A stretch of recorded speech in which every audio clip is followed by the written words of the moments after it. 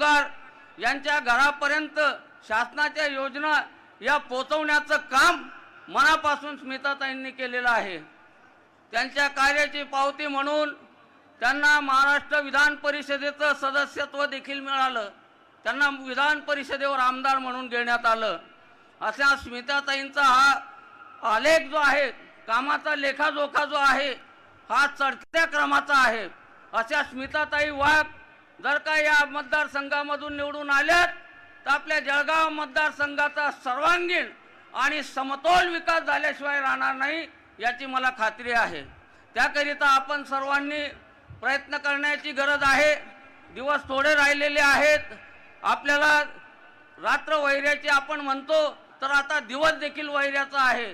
तर आपण सर्वांनी डोळ्यात तेल घालून या निवडणुकीमध्ये 13 तारखेला जास्तीत जास्त कसे मतदान करून घेता येईल यासाठी सर्वांनी प्रयत्न करायचे आहे। फक्त एकच खंत राहिलेली आहे, ताईंचे स्वर्गीय पती उदय बापू हे आज आपल्यामध्ये नाहीत। त्यांची एक इच्छा होती की त्यांच्या समोर स्मिताताई या खासदार झाल्या पाहिजेत, परंतु त्यांची इच्छा ही पूर्ण होऊ शकली नाही। ती आपल्या आम्हा सर्वांची जबाबदारी आहे की आपण स्मिताताईंना खासदार म्हणून निवडून आणून उदय बापूंचं स्वप्न साकार करायचं आहे आणि उदय बापूंना खऱ्या अर्थानं तीच श्रद्धांजली ठरेल असं मी मानतो। त्यासाठी आपण सर्वांनी तळमळीने, एकजुटीने, एक दिलाने सर्वांनी काम करायचं आहे। विरोधकांकडे आता मुद्दे शिल्लक राहिलेले नाहीत, कारण आपण बघतो चौफेर मोदी साहेबांनी विकासच विकास केलेला आहे। विकासाची गंगा खेड्यापाड्यातील गोरगरीब, दलित, आदिवासी, झोपडपट्टीतील झोपडीधारक जो कोणी असेल, सर्वसामान्य माणूस असेल, शेतकरी, कष्टकरी, कामगार असेल, याच्यापर्यंत विकासाची गंगा पोहोचवलेली आहे। महिलांना देखील उज्ज्वला गॅसच्या माध्यमातून आपल्या या त्रासापासून मुक्त केलेलं आहे। मोदी साहेबांचं काम जे आहे त्याची आंतरराष्ट्रीय पातळीवर दखल घेतली गेलेली आहे आणि आंतरराष्ट्रीय पातळीवर जगाने देखील मान्य केलेलं आहे की जगात सर्वश्रेष्ठ नेता कोण असेल तर ते मोदी साहेब आहेत। मोदी साहेबांचे हात आपल्याला बळकट करायचे आहे। त्यांनी 405चा नारा दिलेला आहे। 400 पेक्षा अधिक खासदार आपल्याला निवडून द्यायचे आहेत। ते यासाठी बांधवांनो की ज्या वेळेला बहुमत असतं तर जे आपण निर्णय घेत असतो, चांगले जे निर्णय आहेत, जे आपल्या सर्वांच्या फायद्यासाठीचे आहेत, सर्वांच्या उत्कर्षाचे आहेत, उन्नतीचे आहेत, असे ठराव पास करताना बहुमताची आवश्यकता असते। आपल्याला माहिती आहे विरोधक विनाकारण चांगल्या कामामध्ये देखील खोळंबा घालतात, विनाकारण चांगल्या कामामध्ये देखील अडथळे निर्माण करतात। तर यासाठी आपल्याला 405चा नारा दिलेला आहे मोदी साहेबांनी आणि तो आपल्याला प्रत्यक्षात उतरवून दाखवायचा आहे। 399 खासदार देशभरातून असतील आणि 400वा खासदार आमच्या स्मिताताई वाघ या ठरल्या पाहिजे असा संकल्प आपण सर्वांनी करायचा आहे।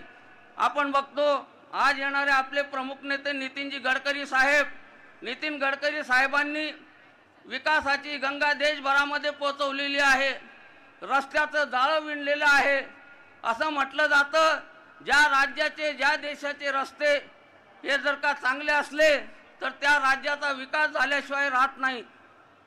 आपल्या मोदी साहेबांच्या नेतृत्वामध्ये, गडकरी साहेबांनी त्यांच्या कणखर नेतृत्वामध्ये या देशभरामध्ये संपूर्ण हायवे तयार केलेत, रस्त्याचं जाळं विणलं आणि भारताला सुजलाम सुफलाम करण्याचा प्रयत्न करत आहेत।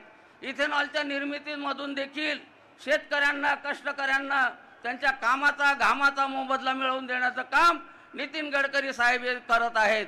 त्यांच्या दूरदृष्टीतून आपण बघणार आहोत की पुढे आपल्याला हे जे डिझेल पेट्रोल आहे याची टंचाई निर्माण होऊ नये यासाठी नितीनजी गडकरी यांनी मास्टर प्लॅन आखलेला आहे। त्यासाठी ते इलेक्ट्रिकवर असो, हायड्रोजनवर असो, असे अनेक याच्यावर चालणाऱ्या गाड्या त्यांनी निर्माण करायचं ठरवलेलं आहे। नितीनजी गडकरी यांनी जे ठरवलं ते प्रत्यक्षामध्ये कृती करून दाखवल्याशिवाय राहत नाहीत। असे नितीनजी गडकरी साहेब आज आपल्याला या प्रसंगी जळगाव भेटीसाठी आपल्या सर्वांशी संवाद साधण्यासाठी येत आहेत। त्यांचंही आपल्याला जोरदार स्वागत करायचं आहे आणि त्यांनी दिलेला संदेश घरापर्यंत घेऊन जायचा आहे। स्मिताताई वाघ यांना आपल्याला लोकसभेमध्ये पाठवायचं आहे, जेणेकरून नितीन गडकरीजींच्या मार्गदर्शनाखाली आपल्या जळगाव जिल्ह्यामध्ये देखील आता तर रस्ते चांगले आहेतच, आणखी रस्त्याचं अधिक जाळं विणण्याकरता आपण स्मिताताईंना लोकसभेमध्ये पाठवूया। विरोधकांकडे मुद्दे शिल्लक नाहीत, त्यामुळे त्यांनी एकच मुद्दा, भावनिक मुद्दा घेतलेला आहे।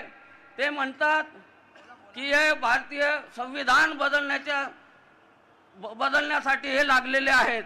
भारतीय जनता पक्ष सत्तेवर जर का आला तर भारताचं संविधान बदलल्याशिवाय राहणार नाही।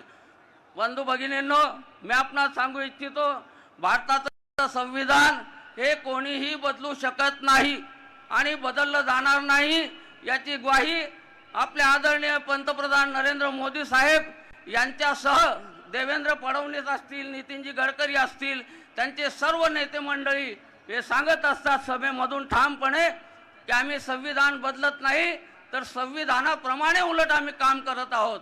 उलट पक्षी काँग्रेसने 80 वेळा या संविधानामध्ये बदल केलेला आहे। काँग्रेसने जास्तीत जास्त वेळा संविधानामध्ये छेडछाड करून या संविधानाचा अपमान केलेला आहे। त्या अपमानाचा बदला आपल्याला घ्यायचा आहे। खऱ्या अर्थानं संविधानाप्रमाणे काम करणारे मोदी साहेब ज्यांनी 370 कलम काश्मीरमध्ये लागू न होतं, त्या ठिकाणी भारताचं संविधान लागू न होतं, जे संविधान या सर्व जाती धर्माच्या सर्व पंथाच्या लोकांना एकाच माळेमध्ये गुंफून ठेवतं, असं हे भारताचं संविधान या ठिकाणी लागू न होतं, तिथे देखील लागू 370 कलम रद्द करून भारतीय संविधान तिथे लागू करून दाखवलं। ही जगामध्ये चमत्कारिक अशी घटना ही देखील घडवून दाखवलेली आहे मोदी साहेबांनी। असे मोदी साहेब, असं कणखर नेतृत्व, दूरदृष्टीवालं नेतृत्व आपल्या सर्वांना लाभलेलं आहे। महायुतीतील घटक पक्षांना सोबत घेऊन चालणारे भारतीय जनता पार्टीचं नेतृत्व आहे। शिवसेनेचे एकनाथ शिंदे साहेब आहेत, अजितदादा पवार आहेत, त्यानंतर रामदास आठवले कवाडे सर आहेत। या सर्वांनी महायुती भक्कम करून या महायुतीच्या माध्यमातून 405चा नारा जो दिलेला आहे तो प्रत्यक्षात उतरवण्यासाठी जीवाचं रान करत आहेत। आपल्याला देखील विनंती करतो की आपण देखील त्यांच्या आव्हानाला प्रतिसाद देऊन जळगाव लोकसभा मतदारसंघातून स्मिताताई वाघ यांना लाखोच्या 5 लाखाच्या मताधिक्याने विजयी करावं, एवढं मी आपल्या सर्वांना आवाहन करतो आणि थांबतो। जय भीम, जय बुद्ध, जय भारत, जय महाराष्ट्र।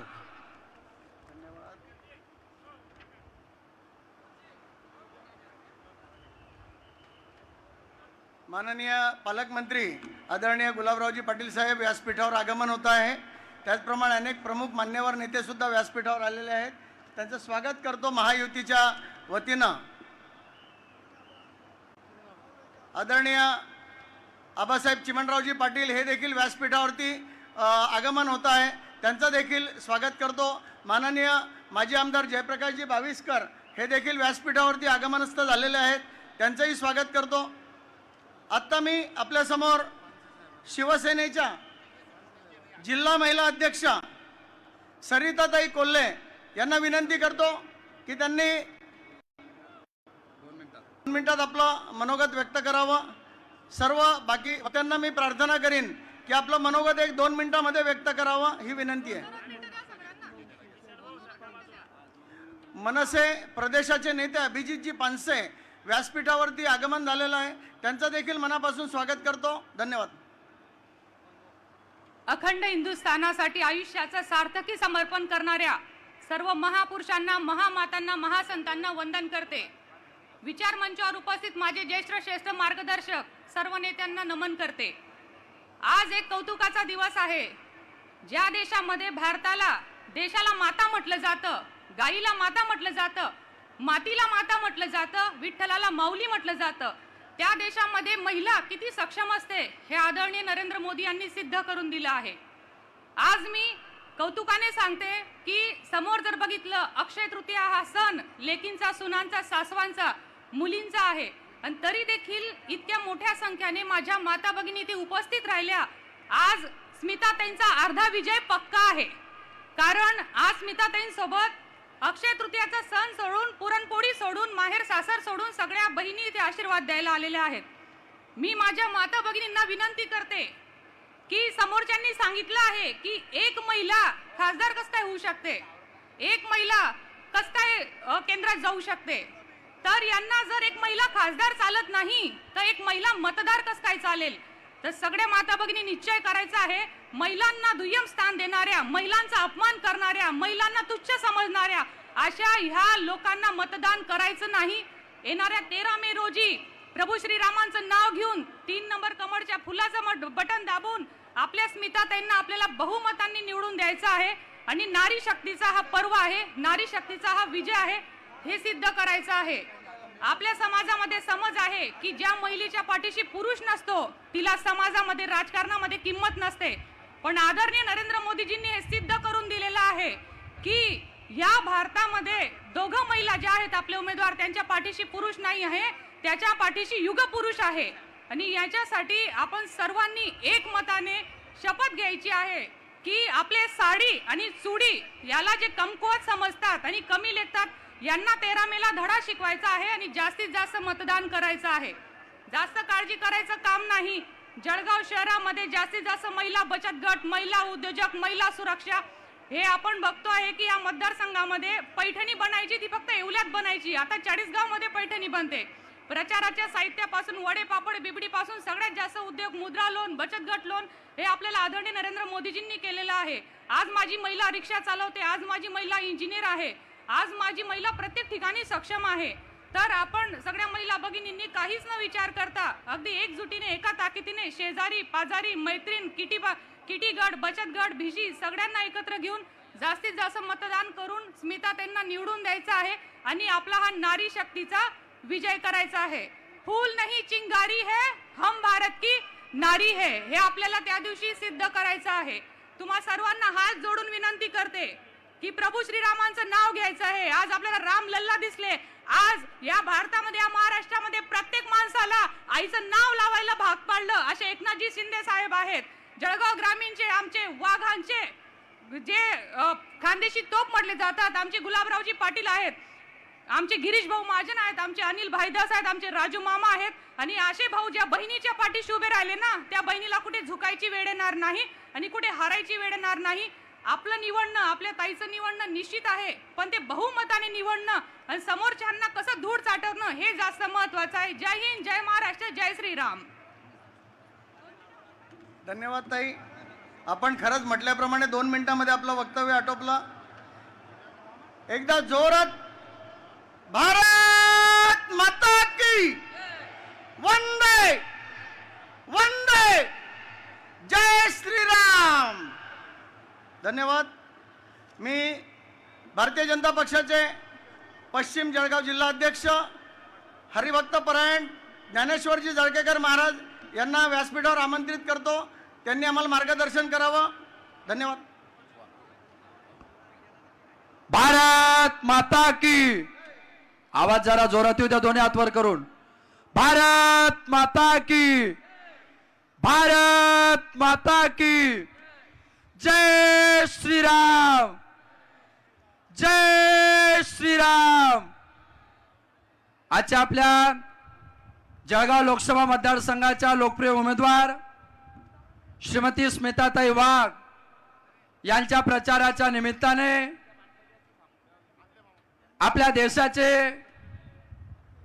रस्ते परिवहन मंत्री आदरणीय नामदार नितीनजी गडकरी साहेब यांच्या प्रचार सभेच्या निमित्ताने व्यासपीठावर उपस्थित आपल्या सर्वांचे लाडके पालकमंत्री माननीय नामदार गुलाबरावजी पाटील साहेब, मदत पुनर्वसन मंत्री आदरणीय माननीय नामदार अनिलदादा पाटील, आपल्या उमेदवार श्रीमती स्मिताताई वाघ, ज्येष्ठ आमदार आदरणीय चिमनरावजी आबा, आदरणीय अभिजितजी पानसे, जयप्रकाश अण्णा, आपल्या सर्वांचे लाडके आमदार राजूमामा भोडे, उज्ज्वलाताई आणि महायुतीचे सर्व जिल्हाध्यक्ष पदाधिकारी बांधवांनो, आपल्या लोकसभेची निवडणूक आता अंतिम टप्प्यामध्ये आलेली आहे आणि या निवडणुकीच्या निमित्ताने आता आपण सगळ्यांनी मनामध्ये तो चंग बांधलेला आहे की आपल्याला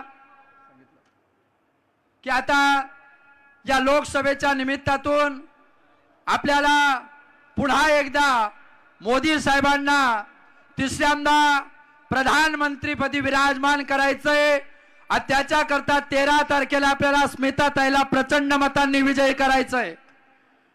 बांधवांनो, ही निवडणूक ग्रामपंचायतची नाही, ही निवडणूक पंचायत समिती जिल्हा परिषदेची नाही, ही निवडणूक नगरपालिका किंवा महानगरपालिकेची नाही.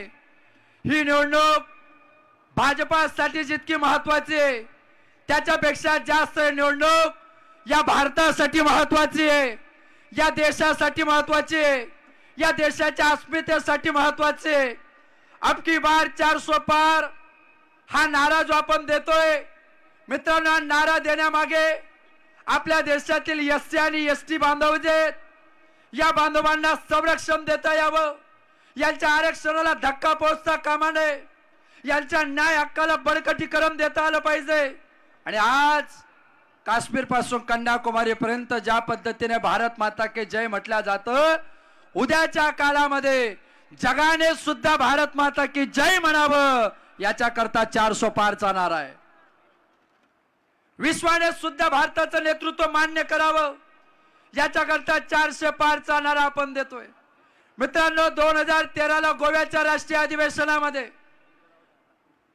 राष्ट्रीय अध्यक्ष माननीय राजनाथ सिंग होते आणि त्यांनी नरेंद्रजी मोदी साहेबांना आपला चेहरा म्हणून या ठिकाणी उपस्थित केलं होतं. 2014ला मोदी साहेबांकडून जनतेने आशा व्यक्त केल्या. 14 ते 19 मोदी साहेबांनी भारतीय जनता पार्टीने देशाचा केलेला विकास हा विश्वासामध्ये परिवर्तित झाला. 14ची आशा, 19चा विश्वास, म्हणून 2024 मध्ये मोदीजी सांगतायत मोदी की गॅरंटी. आता विकासाची गॅरंटी मोदी साहेब आपल्याला प्रत्येकाला देत आहे. बांधवांना, या मतदारसंघातून आपल्या सर्वांच्या लाडके नेते संकट मोचक माननीय नामदार गिरीश भाऊंच्या मार्गदर्शनाखाली आपण सगळेजण तोला मोलाचे पदाधिकारी काम करत आहात. आपले दुसरे मंत्री गुलाबराव पाटील, अनिल दादा या तीनही मंत्र्यांच्या मार्गदर्शनाखाली महायुतीचे सगळे कार्यकर्ते कामाला लागले. मित्रांनो, स्मिताताई, आज अक्षय तृतीयेचा दिवस आहे आणि अक्षय तृतीयेच्या दिवसाला बहिणी आपल्या भावाच्या घरी जातात आणि भावाच्या घरी गेल्यानंतर ती बहीण आपल्या भावाकडून अक्षय तृतीयेच्या सणाच्या निमित्ताने काहीतरी मागणं मागते. आपल्या सर्वांची लाडकी बहीण स्मिताताई आज या 10 तारखेला अक्षय तृतीयेच्या माध्यमातून या उपस्थित महायुतीच्या सगळ्या भावांना एक दान मागणार आहे की 13 तारखेला आपण कमळ या बटनासमोर भारतीय जनता पार्टीच्या उमेदवाराला विजय करावं, हे आपल्या बहिणीचं आपल्याला सगळ्यांना मागणं आहे. हा नारी शक्तीचा सन्मान आहे, हा स्त्री शक्तीचा जागर आहे, ही स्त्री शक्तीची ताकद आहे. आणि या ताकदीच्या जोरावर ताई खऱ्या अर्थाने सगळे भाऊ तुम्हाला खऱ्या अर्थाने मदत करण्याकरता अक्षय तृतीयेच्या सणाच्या निमित्ताने सुद्धा या ठिकाणी एकत्रित आहे. मित्रांनो, आपण जळगाव जिल्ह्यातले लोक भाग्यवान आहोत की लोकसभेमध्ये आपल्या जिल्ह्यातून किमान 4 खासदार जाणार आहेत.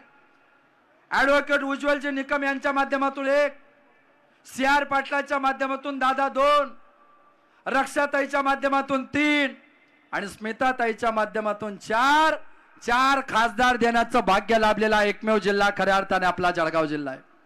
मी आपल्या सगळ्यांचा जास्त वेळ घेणार नाही. आपल्या सगळ्यांना विनंती की आपल्या बहिणीला डांगर पासून तर विद्यापीठाच्या सिनेट सदस्यापर्यंत प्रवास आहे, डांगर पासून तर जिल्हा परिषदेच्या सदस्या, जिल्हा परिषदेच्या सदस्या ते मिनी मंत्रालय जिल्हा परिषदेच्या अध्यक्षा असा आपल्या बहिणीचा प्रवास आहे. डांगर पासून तर बाजार समितीपर्यंत अमळनेरचा हा प्रवास या ताईचा आहे. डांगर पासून तर विधान परिषदेच्या सदस्य असा हा प्रवास आहे. स्मिताताईने आपल्या घराण्याच्या माध्यमातून उदय बापूंच्या मार्गदर्शनाने, गिरीश भाऊंच्या मार्गदर्शनाने डांगर पासून तर जिल्हा परिषदेपर्यंत प्रवास केलाय. जिल्हा परिषद ते जिल्हा परिषद अध्यक्षाचा प्रवास केलाय. जिल्हा परिषद अध्यक्ष ते विधान परिषदेच्या सदस्य प्रवास केलाय. आणि येणाऱ्या काळामध्ये डांगर पासून तर दिल्लीच्या तख्तापर्यंत आवाज पोहोचवण्याकरता आपल्याला ताईला निवडून द्यायचं आहे. आणि म्हणून आपल्या सगळ्यांच्या माध्यमातून मी एकच विनंती करेल आणि थांबेल, अगर देश की सुरक्षा चाहिए तो रावेर से रक्षा चाहिए और देश की अस्मिता चाहिए तो जलगांव से स्मिता चाहिए.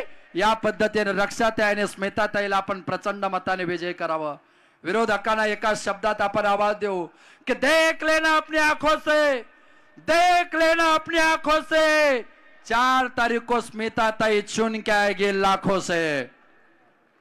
आणि स्मिता ताईला लाखोच्या मताने आपण निवडून देणार आहोत. तो निर्धार देण्याकरता माझे उपस्थित सगळ्या भगिनींना, सगळ्या बांधवांना विनंती, आपण सगळ्यांनी दोन्ही हात वर करायचे.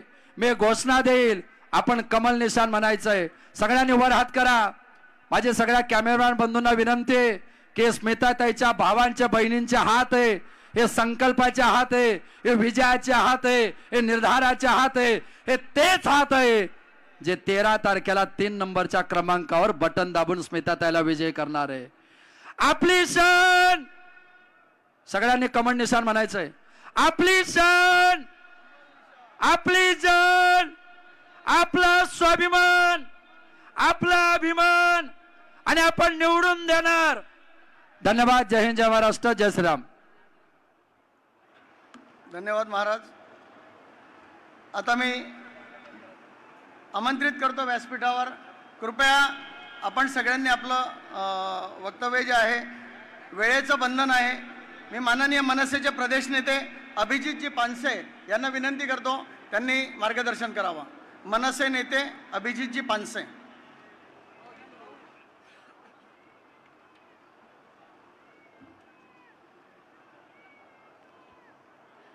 सन्माननीय राजसाहेब आणि व्यासपीठावरच्या मान्यवरांना सगळ्यांना वंदन करून तुमच्यासमोर बोलतो. खरं तर इथे सगळे जमलेले हे निश्चितपणे त्यांना माहिती आहे की राजकारण काय चाललंय, देशाचं काय चाललंय, महाराष्ट्राचं काय चाललंय. आपण सगळे नरेंद्र मोदीजी यांना तिसऱ्यांदा पंतप्रधान करण्यासाठी इथे जमलेलो आहेत. त्यामुळे नेमकं काय केलं पाहिजे, मोदीजी कसे मोठे आहेत, स्मिताताईंचं काम तर आपण बघितलेलं आहे, रक्षाताईंचं काम आपल्याला माहिती आहे. पण गेले अनेक दिवस मला एका महत्त्वाच्या विषयावर मी सगळीकडे हल्ली बोलतोय की विरोधक सगळीकडे असा अपप्रचार करतायत की जर आपण निवडून आलो तर हे लोक संविधानात बदल करणार आहेत. आणि याच्या पुढे मी जे काही बोलणार आहे ते केवळ भाषण म्हणून ऐकू नका. मी सांगतो ते नीट समजून घ्या, कारण जेव्हा जेव्हा जिथे जिथे हा प्रश्न ते विचारतील तेव्हा तेव्हा तुम्हाला हे सांगता आलं पाहिजे की संविधानात बदल होत नाही. 26 नोव्हेंबर 1949ला हे संविधान आपण अंगीकृत केलं आणि 26 जानेवारी 1950ला ते अंमलात आणलं गेलं. विश्वसूर्य भारतरत्न डॉक्टर बाबासाहेब आंबेडकरांनी लिहिलेलं हे संविधान, हे कॉन्स्टिट्यूशन, हे जगातला एक खूप मोठा चमत्कार आहे. त्याच्याशी बोलायला लागलो तर मला एक तासभर बोलावं लागेल. जगभरातले सगळे घटना, कॉन्स्टिट्यूशन तपासून आपल्या देशाची सगळी व्यवस्था बघून बाबासाहेबांनी हे संविधान जेव्हा बनवलं, तुम्ही नीट लक्षात घ्या, यातले काही मुद्दे संविधान किंवा घटनेत बदल शक्य नाही. आज हे जे अपप्रचार करतायत घटनेमध्ये किंवा संविधानामध्ये बदल होऊ शकत नाही, त्याच्यात अमेंडमेंट होऊ शकते, म्हणजे दुरुस्ती होऊ शकते. लक्षात घ्या. आणि ही दुरुस्ती काय आता नव्याने नाही सापडली आहे. गेल्या 70 वर्षात घटनेमध्ये 106 वेळा दुरुस्ती झाली आहे. त्यापैकी 80 वेळा दुरुस्ती ही काँग्रेसच्या काळात झाली आहे. हा जो अपप्रचार चाललेला आहे, मोदीजींच्या काळात गेल्या 10 वर्षात केवळ 8 वेळेला दुरुस्ती झाली आहे, त्याला अमेंडमेंट असं म्हणतात. आज या कॉन्स्टिट्यूशन मध्ये बदल करण्याचा एकमात्र प्रयोग झाला तो आणीबाणीच्या वेळेस इंदिराजींनी केला की प्रत्येक भारतीयाचे मूलभूत अधिकार काढून घेतले गेले. आणीबाणीमध्ये मिसा कायदा लावला गेला, आणला गेला, ज्याला दिसेल त्याला उचला आणि आत टाका. या प्रकारचा घटनेत बदल तेव्हा होत होता. पण 43rd अमेंडमेंट मध्ये, म्हणजे त्याच्यानंतर पुन्हा सगळी घटना पूर्ववत झाली. या घटनेच्या संदर्भात एक अगदी लक्षात ठेवा, 1973 साली केशवानंद भारती नावाचे एक साधू पुरुष, केशवानंद भारती वर्सेस केरला सरकार, केरला स्टेट, हा खटला चालला गेला. केशवानंदांचा मोठा आश्रम 300-400 एकरचा आश्रम होता. त्याच्यात अनेक गरीब लोक अनेक शेती करायचे आणि भूधारण कायदा जो आला त्यातली जमीन काढून घेण्याच्या मागे काँग्रेस सरकार लागलं. तेव्हा ते सुप्रीम कोर्टापर्यंत गेले आणि तो जो निकाल आहे तो पुन्हा अगदी ठासून मनात ठेवा. हे जे वाक्य आहे जे तुम्हाला सगळ्यांना उत्तर द्यायला कामी येईल, सुप्रीम कोर्टाने 1973चा निकाल दिलेला आहे की या घटनेची बदल होऊ शकत नाही, या घटनेची चौकट कधीही बदलली जाऊ शकत नाही.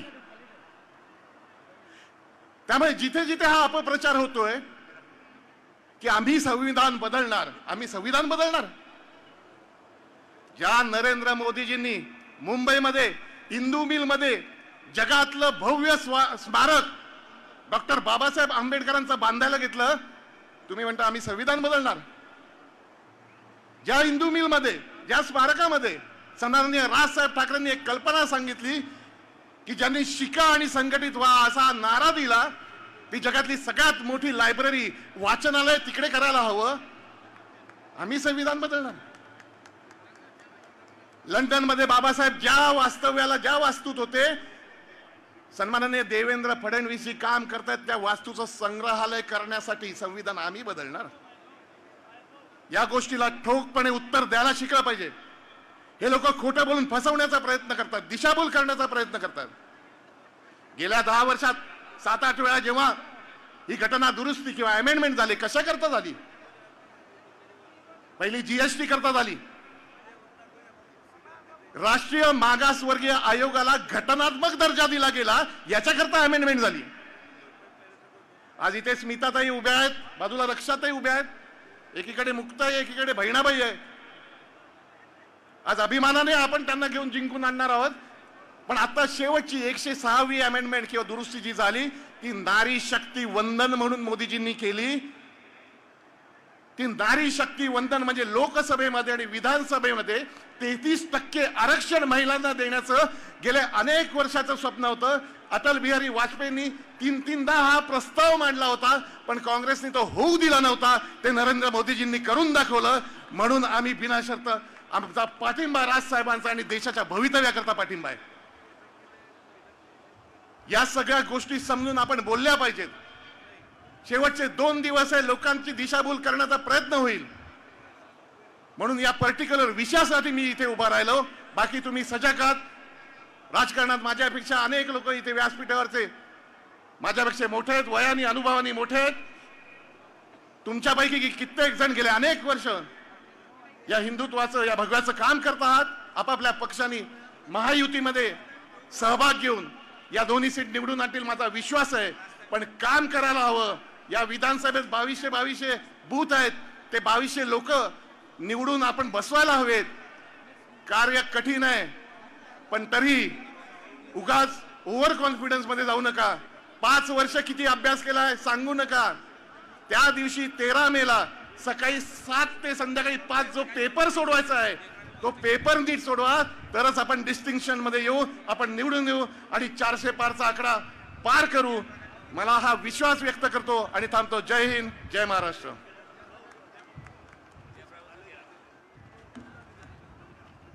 धन्यवाद अभिजितजी. आपण अतिशय उत्कृष्ट असं मार्गदर्शन केलं. घटनेच्या संदर्भामध्ये खूप छान माहिती दिली. मी यानंतर आमंत्रित करतो माजी आमदार आदरणीय जयप्रकाशजी भाविस्कर यांनी कृपया, त्यांना माहिती ते घड्याळ लावूनच बोलतात. धन्यवाद.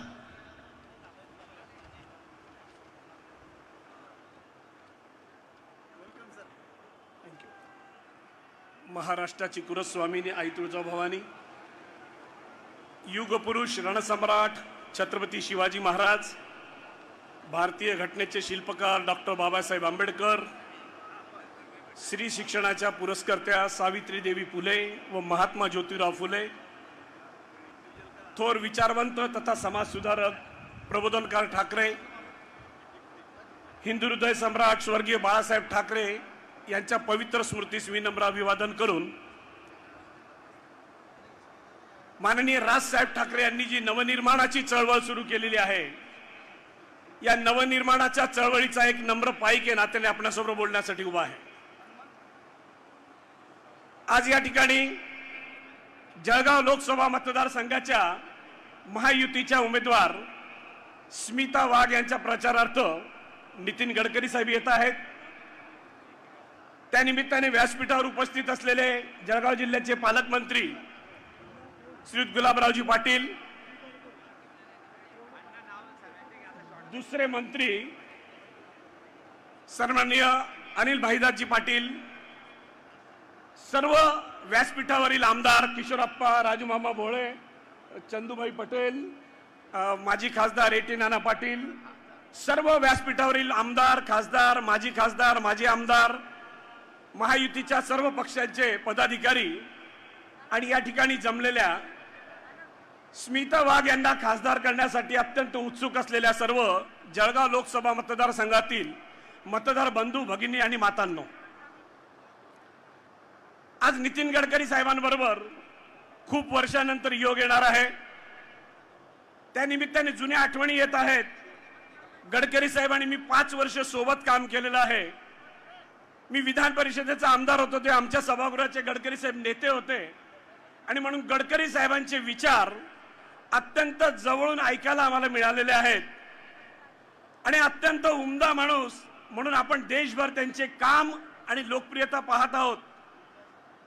ते विकास पुरुष म्हणून ज्या पद्धतीने गडकरी साहेबांनी संपूर्ण देशातली इन्फ्रास्ट्रक्चरची कामं उभी केली, अत्यंत कौतुकास्पद आणि अभिमानास्पद असं गडकरी साहेबांचं या ठिकाणी काम आहे. थोड्याच वेळात गडकरी साहेब येणार आहेत. आपण सर्वजण स्मिता वाघ यांना निवडून देण्यासाठी या ठिकाणी अत्यंत उत्सुकतेने जे जमलेलो आहोत. स्मिता वाघ यांना निवडून का द्यायचं आहे आणि रक्षा खडसे यांना निवडून का द्यायचं आहे याची 2-3 कारणं फक्त मी बोलणार आहे. आपल्याला सर्वांना हे माहितीच आहे की ही निवडणूक गल्लीची नाही, ही निवडणूक दिल्लीची आहे. पण गल्लीपासून दिल्लीपर्यंतचे देशाचे सगळे प्रश्न सोडवण्यासाठी गेल्या 10 वर्षापासून एकही दिवस रजा न घेता अहोरात्र परिश्रम करणारे या देशाचे पंतप्रधान श्रीयुत नरेंद्रजी मोदी यांच्याच नेतृत्वावर पुन्हा शिक्कामोर्तब करण्यासाठी आपल्याला या 2 सीट निवडून द्यायच्या आहेत. आज नरेंद्रजी मोदी साहेबांच्या सभेमध्ये नंदुरबारमध्ये सकाळी होतो. अत्यंत जवळून नरेंद्र मोदी साहेबांचा या ठिकाणी सहवास मिळून त्यांनी आम्हाला खासगीरित्या जे टिप्स दिल्या त्या देखील ते या ठिकाणी भाषणामधून जी तळमळ आहे तीच तळमळ त्यांची आज खासगी बोलताना पण आमच्याशी होती. देशासाठी तळमळ असलेलं असं नेतृत्व इतर कुठेही मिळणार नाही. या दृष्टिकोनातून आपल्याला 13 मेच्या निवडणुकीमध्ये मनापासून सकाळी लवकर उठून कमळ निशाणीवर शिक्का मारून हे देशाचं नेतृत्व पुन्हा एकदा आपल्याला निवडून द्यायचं आहे आणि पंतप्रधान करायचं आहे. हे का करायचं आहे?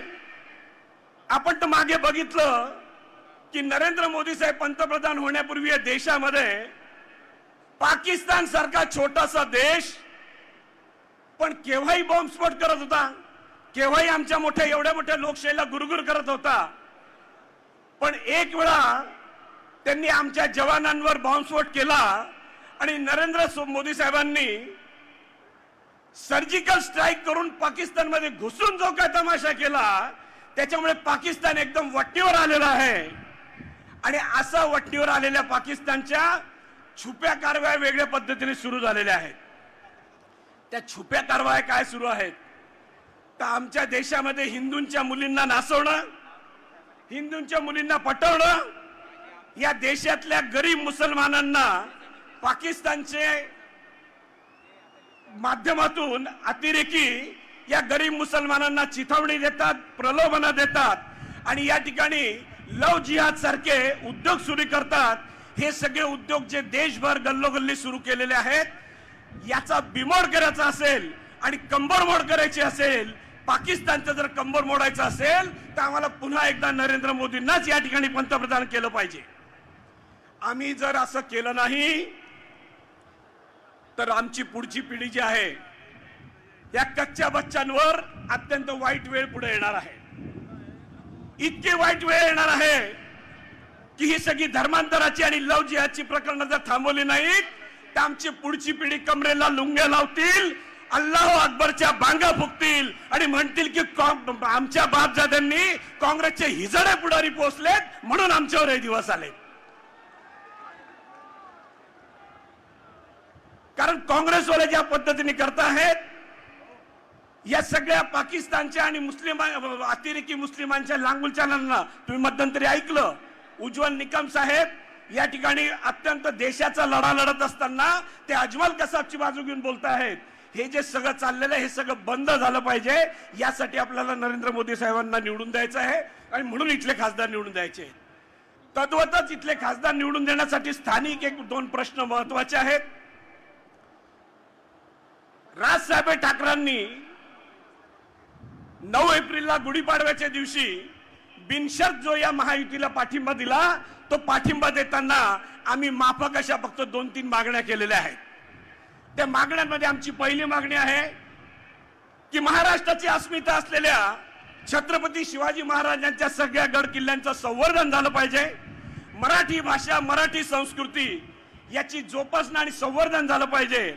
आणि सगळ्यात महत्वाचं म्हणजे या जगामध्ये भारत हा सगळ्यात तरुण देश आहे आणि म्हणून मी स्मिता वाघ यांना पण त्या दिवशी बोललो, रक्षा खडसेंनाही बोललेलो आहे की जळगाव जिल्ह्यातल्या प्रामुख्याने जे सुशिक्षित तरुण आहे, जे शिक्षित तरुण आहे, उच्च शिक्षित तरुण आहे, त्यांना पोटाची खळगी भरण्यासाठी जे स्थलांतरित व्हावं लागतं आहे हे स्थलांतरित होणं बंद झालं पाहिजे आणि त्यांचं पोट भरण्यासाठी आम्हाला जळगाव जिल्ह्यातच उद्योगधंदे मोठे आणून त्याची व्यवस्था केली पाहिजे आणि हे स्थलांतर थांबवलं पाहिजे ही आमची अपेक्षा आहे.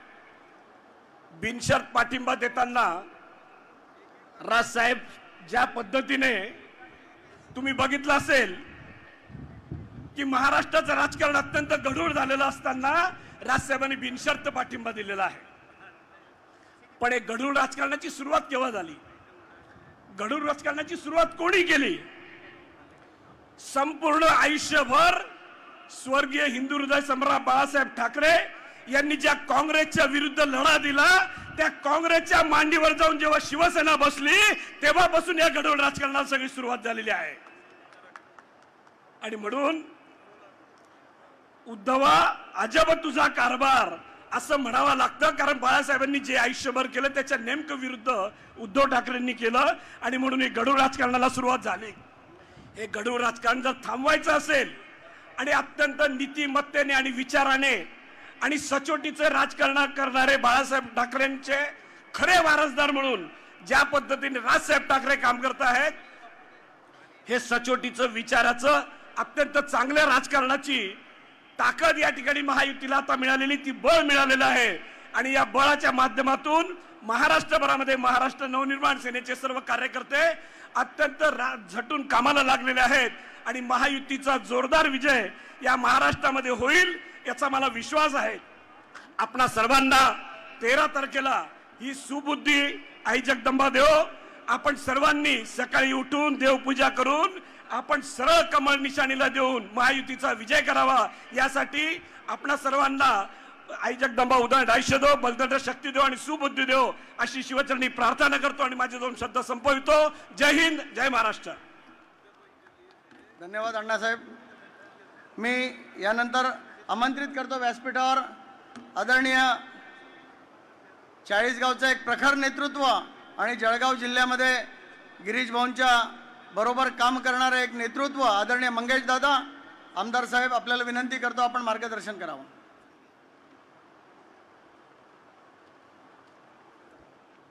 बोला भारत माता की. आजच्या या आदरणीय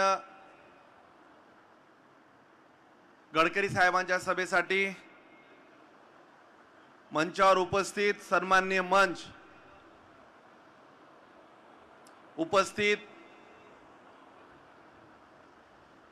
दोनही लोकसभा मतदारसंघातील मतदार बंधू आणि भगिनी, तरुण मित्रांनो, बांधवांनो, भगिनींनो, पत्रकार बंधूंनो, खरं तर देशाचं भवितव्य घडवणारी निवडणूक आपल्या या चौथ्या चरणात 13 तारखेला होऊ घातली आहे आणि त्यासाठी आपण सर्वांनी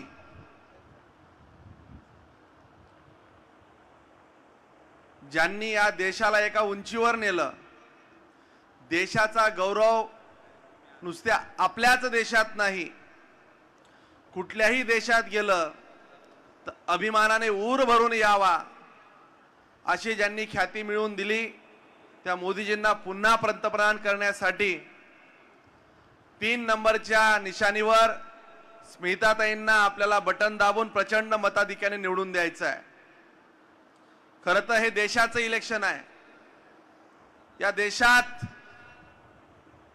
आजवर काय झालं, मागच्या मॅनिफेस्टोमध्ये दिलेले मुद्दे आपण कशा पद्धतीने प्रभावी करू शकले ते मोदीजी मांडताय. महाराष्ट्राचा लाडकं नेतृत्व देवेंद्रजी मांडताय.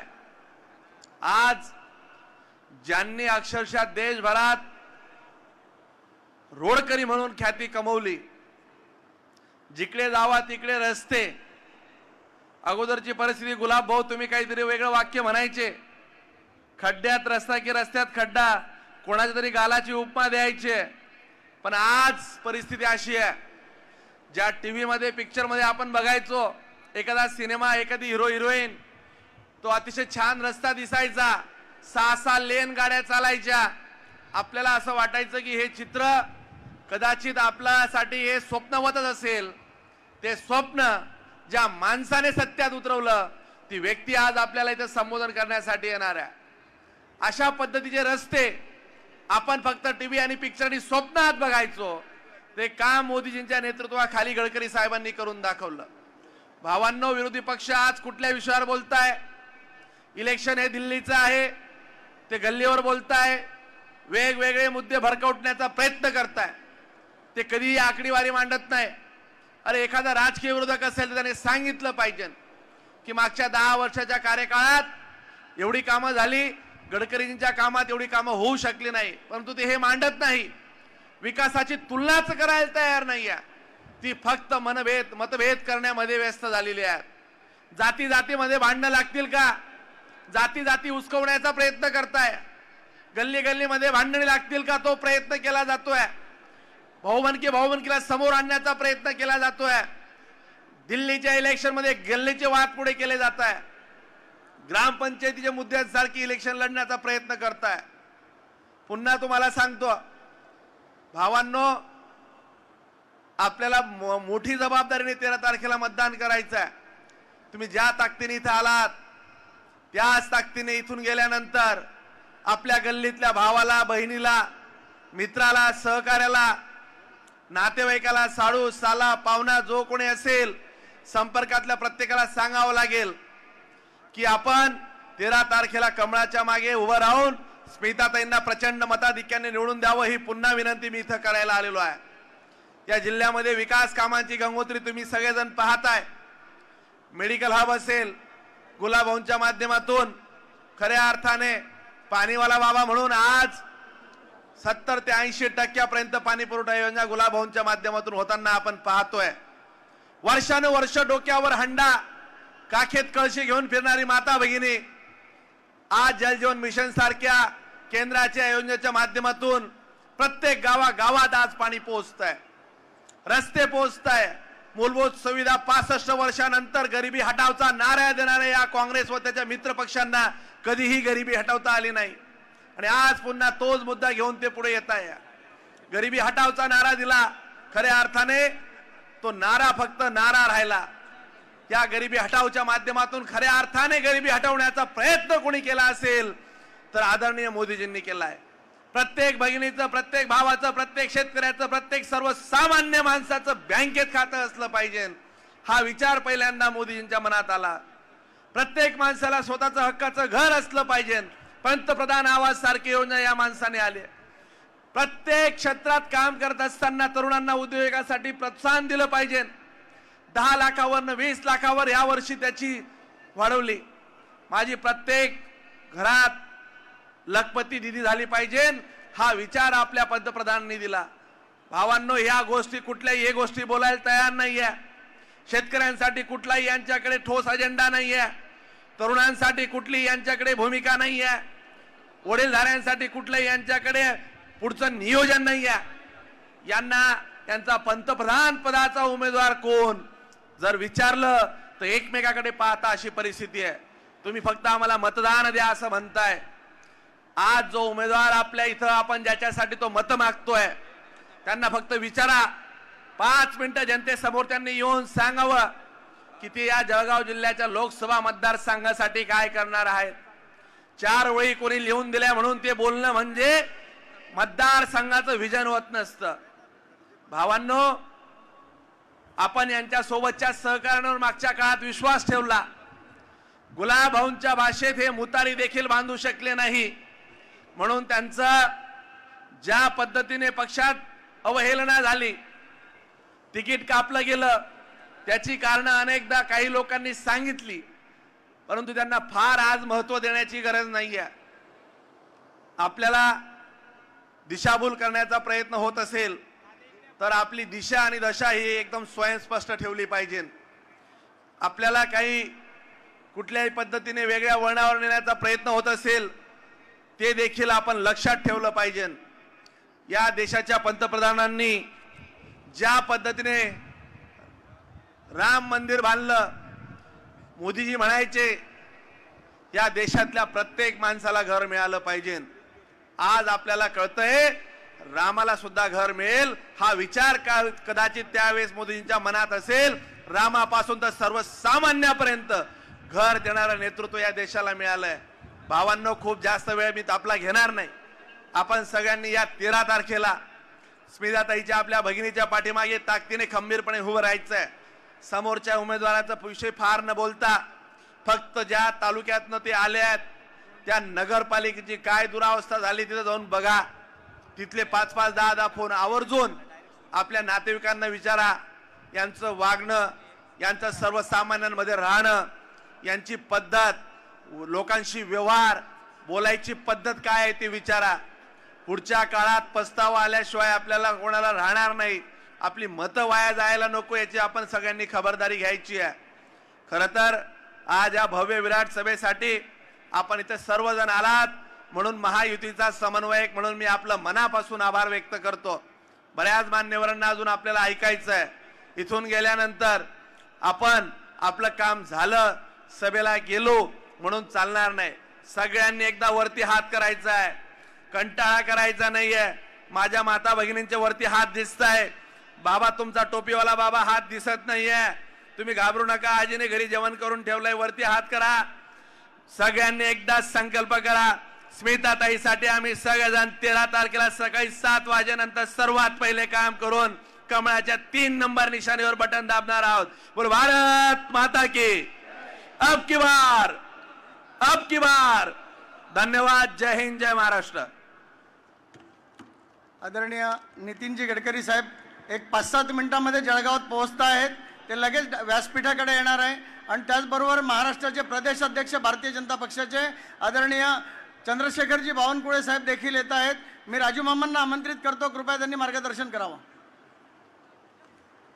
बोला भारत माता की, भारत माता की, वंदे वंदे. आज आपल्या या प्रचंड सभेला आदरणीय आपण नामदार गडकरी साहेबांना ऐकायला आलेला आहात.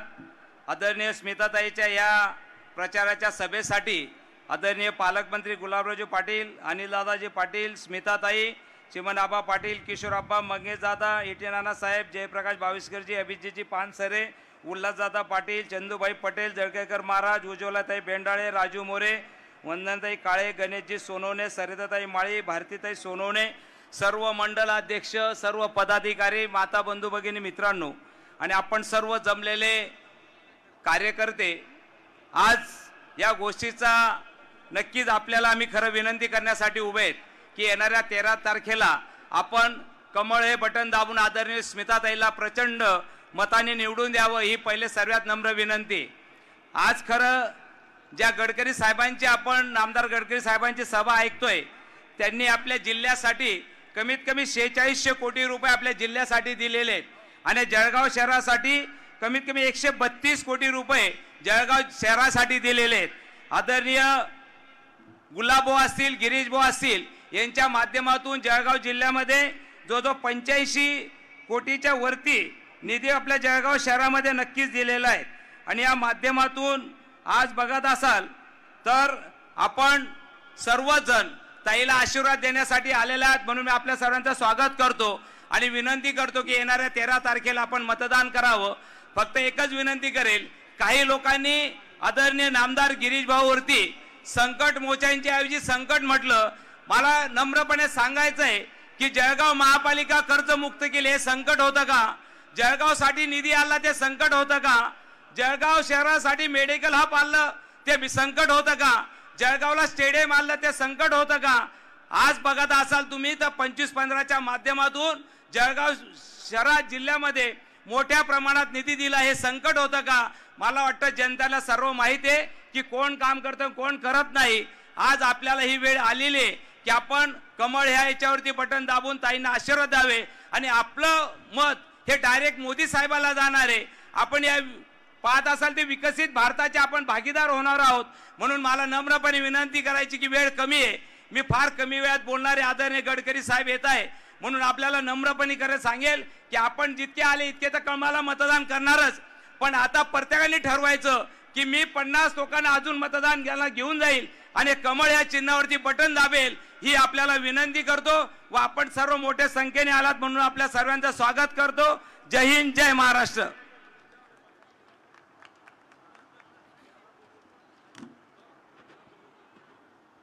मी आपल्या जिल्ह्याचे पालकमंत्री आदरणीय मुलुक मैदान तोप गुलाबरावजी पाटील साहेब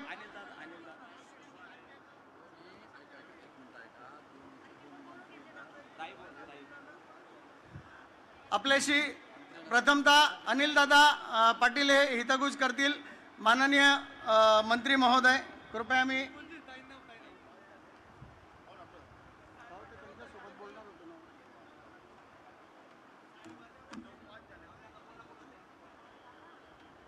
मी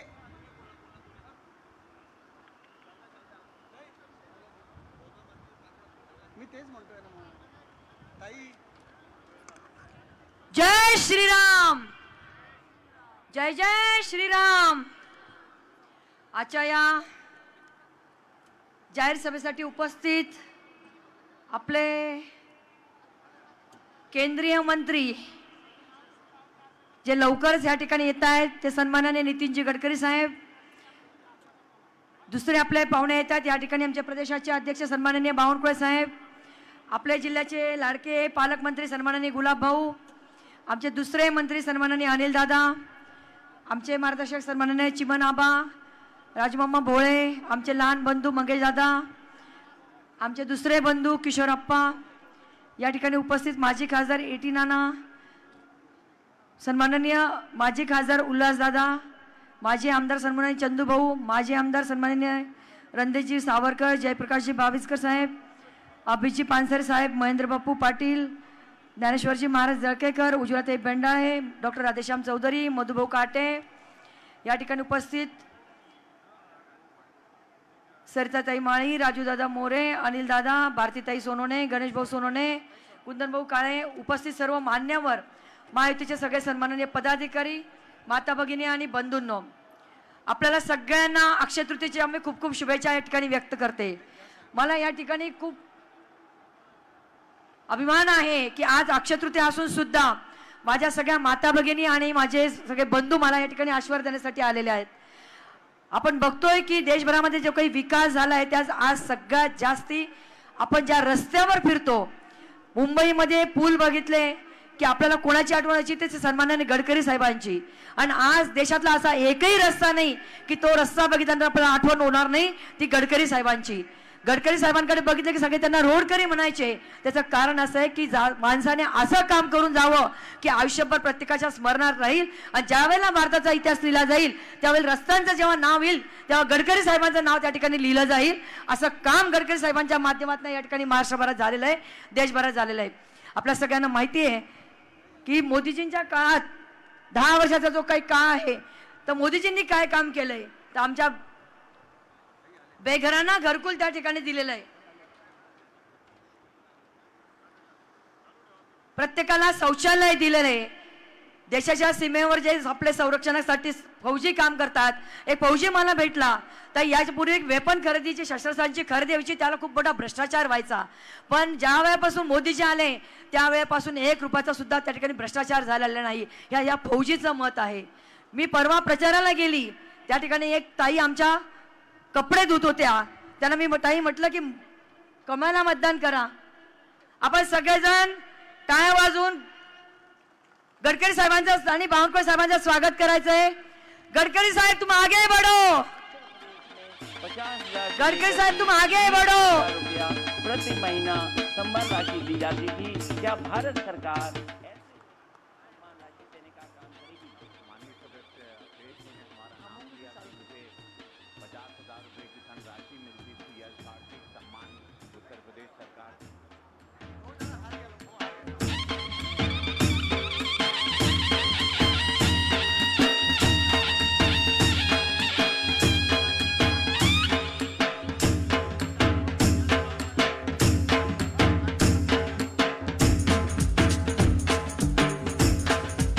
माननीय नितीनजी गडकरी साहेबांचा सन्मान जळगाव जिल्ह्याच्या वतीनं डॉक्टर आदरणीय बावनकुळे साहेब आणि नितीनजी गडकरी यांचं स्वागत भव्य हाराने होत आहे. सर्व प्रमुख अतिथींचं स्वागत सुद्धा, सर्व माननीय मंत्री महोदयांचं स्वागत सुद्धा माल्यार्पण हाराने होत आहे.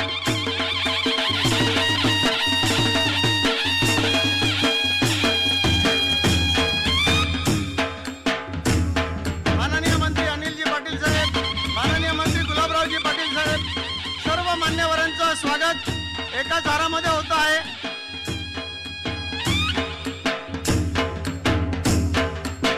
भारतीय जनता पक्षाला मराठा महासंघाने सुद्धा पाठिंबा जाहीर केलेला आहे. त्यांचा सुद्धा खूप खूप धन्यवाद. मराठा महासंघाचा मी खूप धन्यवाद व्यक्त करतो. त्यांनी भारतीय जनता पक्ष व महायुतीला आपला पाठिंबा जाहीर केलेला आहे.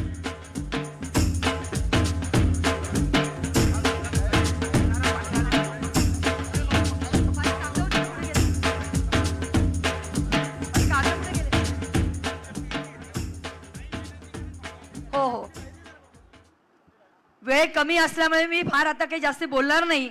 मी आपल्या सगळ्यांना एवढंच म्हणणार आहे की भारतीय जनता पार्टीच्या माध्यमातून वेगवेगळ्या पदांवर काम करता आलं आणि जनतेची सेवा करता आली. हो, जनतेची सेवा करता आली. मी एवढंच आपल्या सगळ्यांना सांगेल, मी तुमच्यातलीच एक या ठिकाणी उभी आहे.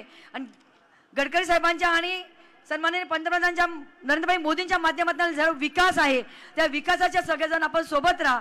मी आपल्याला सगळ्यांना एवढं आवर्जून विनंती करणार आहे की 13 तारखेला मतदान आहे. आपण सगळेजण, माझा क्रमांक 3 आहे, कमळ माझी निशाणी आहे, आपण सगळेजण जास्तीत जास्त मताधिकांनी या ठिकाणी मला निवडून द्याल अशी आशा आपल्या ठिकाणी व्यक्त करते. आणि जाता जाता एवढंच सांगणार, उतरणार नाही, मातणार नाही, विकासाचा वसा सोडणार नाही. मी तुमच्यातलीच एक आहे. विकासाच्या सोबत मी कायम 5 वर्ष तुमच्या सोबत राहील. आपण सगळेजण कमळावर मतदान करून मला जास्तीत जास्त मताधिकांनी विजयी करा असं आपल्याला आव्हान करते आणि या ठिकाणी थांबते. जय हिंद, जय महाराष्ट्र.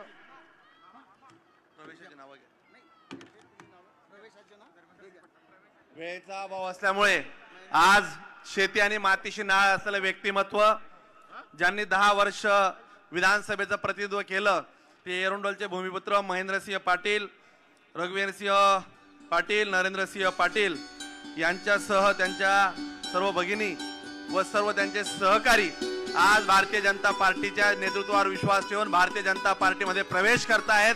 सगळ्यांनी एकदा जोरदार जाहीर टाळ्या वाजून यांचं सगळ्यांनी परिवारामध्ये स्वागत करूया. डॉक्टर सूर्यकांतजी पाटील, उद्योजक, एरंडोल, कासोदा यांचं देखील आज भारतीय जनता पार्टीमध्ये आदरणीय गडकरी साहेबांच्या हाताने प्रवेश सोहळा संपन्न झाला. शिवसेनेचे महानगर प्रमुख आदरणीय मंगलाताई बारी यांनी देखील प्रवेशा सोहळ्यासाठी ते जायचं आणि प्रवेश घ्यायचा आहे.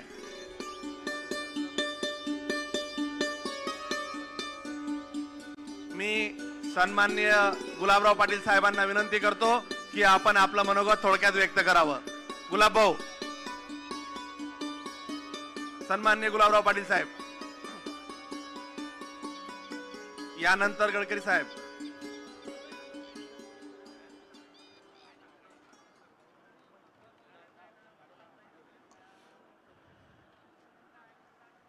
जळगाव लोकसभा मतदारसंघाच्या प्रचार सभेसाठी उपस्थित असलेले, ज्यांना हिंदुहृदय सम्राट बाळासाहेब नेहमी पुलकरी म्हणायचे, तसे पुलकरी रोडकरी आणि आपल्या सगळ्यांचे लाडके गडकरी साहेब, व्यासपीठावर उपस्थित असलेले माननीय नामदार अनिलजी भाईदास पाटील साहेब, सगळे सन्माननीय आमदार महोदय, सगळ्या पक्षाचे शिवसेना, भाजप, RPI, रासपा, त्याचप्रमाणे क्रांती, सगळे सन्माननीय पक्षाचे पदाधिकारी, समोर बसलेल्या सगळ्या माझ्या बंधू भगिनी आणि पत्रकार मित्रांनो, खरं म्हणायला गेलं तर गडकरी साहेब आल्यानंतर आपलं बोलणं उचित होणार नाही.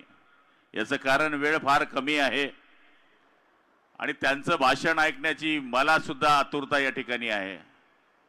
या देशाच्या इतिहासामध्ये महाराष्ट्रामध्ये बरेच नेते झालेत, पण देशाच्या इतिहासामध्ये सगळ्यात जास्त काम करणारा नेता महाराष्ट्रात जर कोणी झाला असेल तर ते आपल्या समोर बसले आपले गडकरी साहेब, की ज्यांच्यामुळे जीवनाचा प्रवास, राज्याचा प्रवास आणि देशाचा प्रवास सुखकर झालेला आहे. मला सांगायला अभिमान वाटेल की ते विरोधी पक्ष नेते असताना आमच्यासारख्या कार्यकर्त्यांना त्या काळामध्ये महाराष्ट्रामध्ये त्यांच्या नेतृत्वाखाली काम करता आलं. साहेबांना सांगायला या ठिकाणी अभिमान वाटेल की जळगाव लोकसभा आणि एरंडोल लोकसभा मतदारसंघ हा ज्यावेळेस जुना होता, आता रावेर आणि जळगाव लोकसभा मतदारसंघ हे दोघंही मतदारसंघामध्ये कायम भाजप शिवसेना युतीचे उमेदवार हे प्रचंड मतांनी निवडून आलेले आहे. यावेळेस सुद्धा आदरणीय मोदी साहेबांना तिसऱ्या वेळेस पंतप्रधान करण्याकरता आम्ही आपल्याला आश्वासित करतो की येणाऱ्या 13 तारखेला जास्तीत जास्त कमळावर मतदान करून आदरणीय स्मिताताई यांना आम्ही निवडून देऊ एवढी खात्री देतो.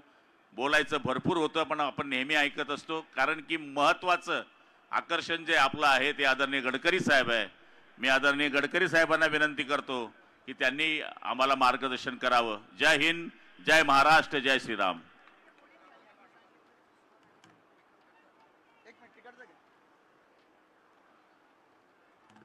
रिपब्लिकन पक्षातर्फे साहेब आपल्याला एक घटनेची प्रत सप्रेम भेट म्हणून दिली जाते आहे.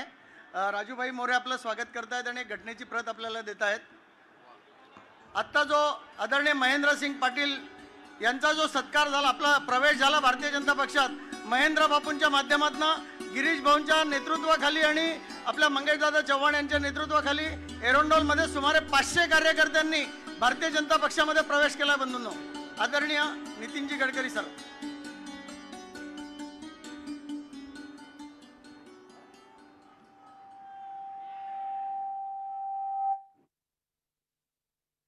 महाराष्ट्र सरकारमधील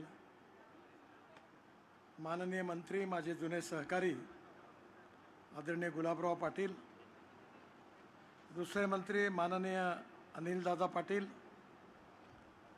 आपल्या सगळ्यांच्या समर्थनाने या निवडणुकीत निश्चितपणे विजयी होणार अशा आपल्या सगळ्यांच्या उमेदवार श्रीमती स्मिताताई, विद्यमान आमदार मंगेशदादा चव्हाण, माननीय श्री सुरेश भोळे, माननीय श्री किशोर अप्पा पाटील, माननीय श्रीमान चिमणरावजी पाटील, माजी खासदार एटी नाना पाटील, माजी खासदार उल्हास पाटील, माजी आमदार जयप्रकाश बाविस्कर, माजी आमदार महेंद्रसिंग पाटील, चंदूभाई पाटील, मंचावर उपस्थित आपल्या महायुतीचे सर्व सन्मान्य नेते मंडळी आणि उपस्थित माझ्या बांधवांना आणि बहिणींना, बऱ्याच दिवसांनी जळगावमध्ये येण्याची मला संधी मिळाली आणि आपल्या सगळ्यांचं दर्शन घेण्याचं भाग्य लाभलं. याबद्दल आपल्या सगळ्यांना सर्वप्रथम मी खूप खूप शुभेच्छा देतो, आपल्या सगळ्यांचं अभिनंदन करतो. माझ्या बांधवांना आणि बहिणींनो,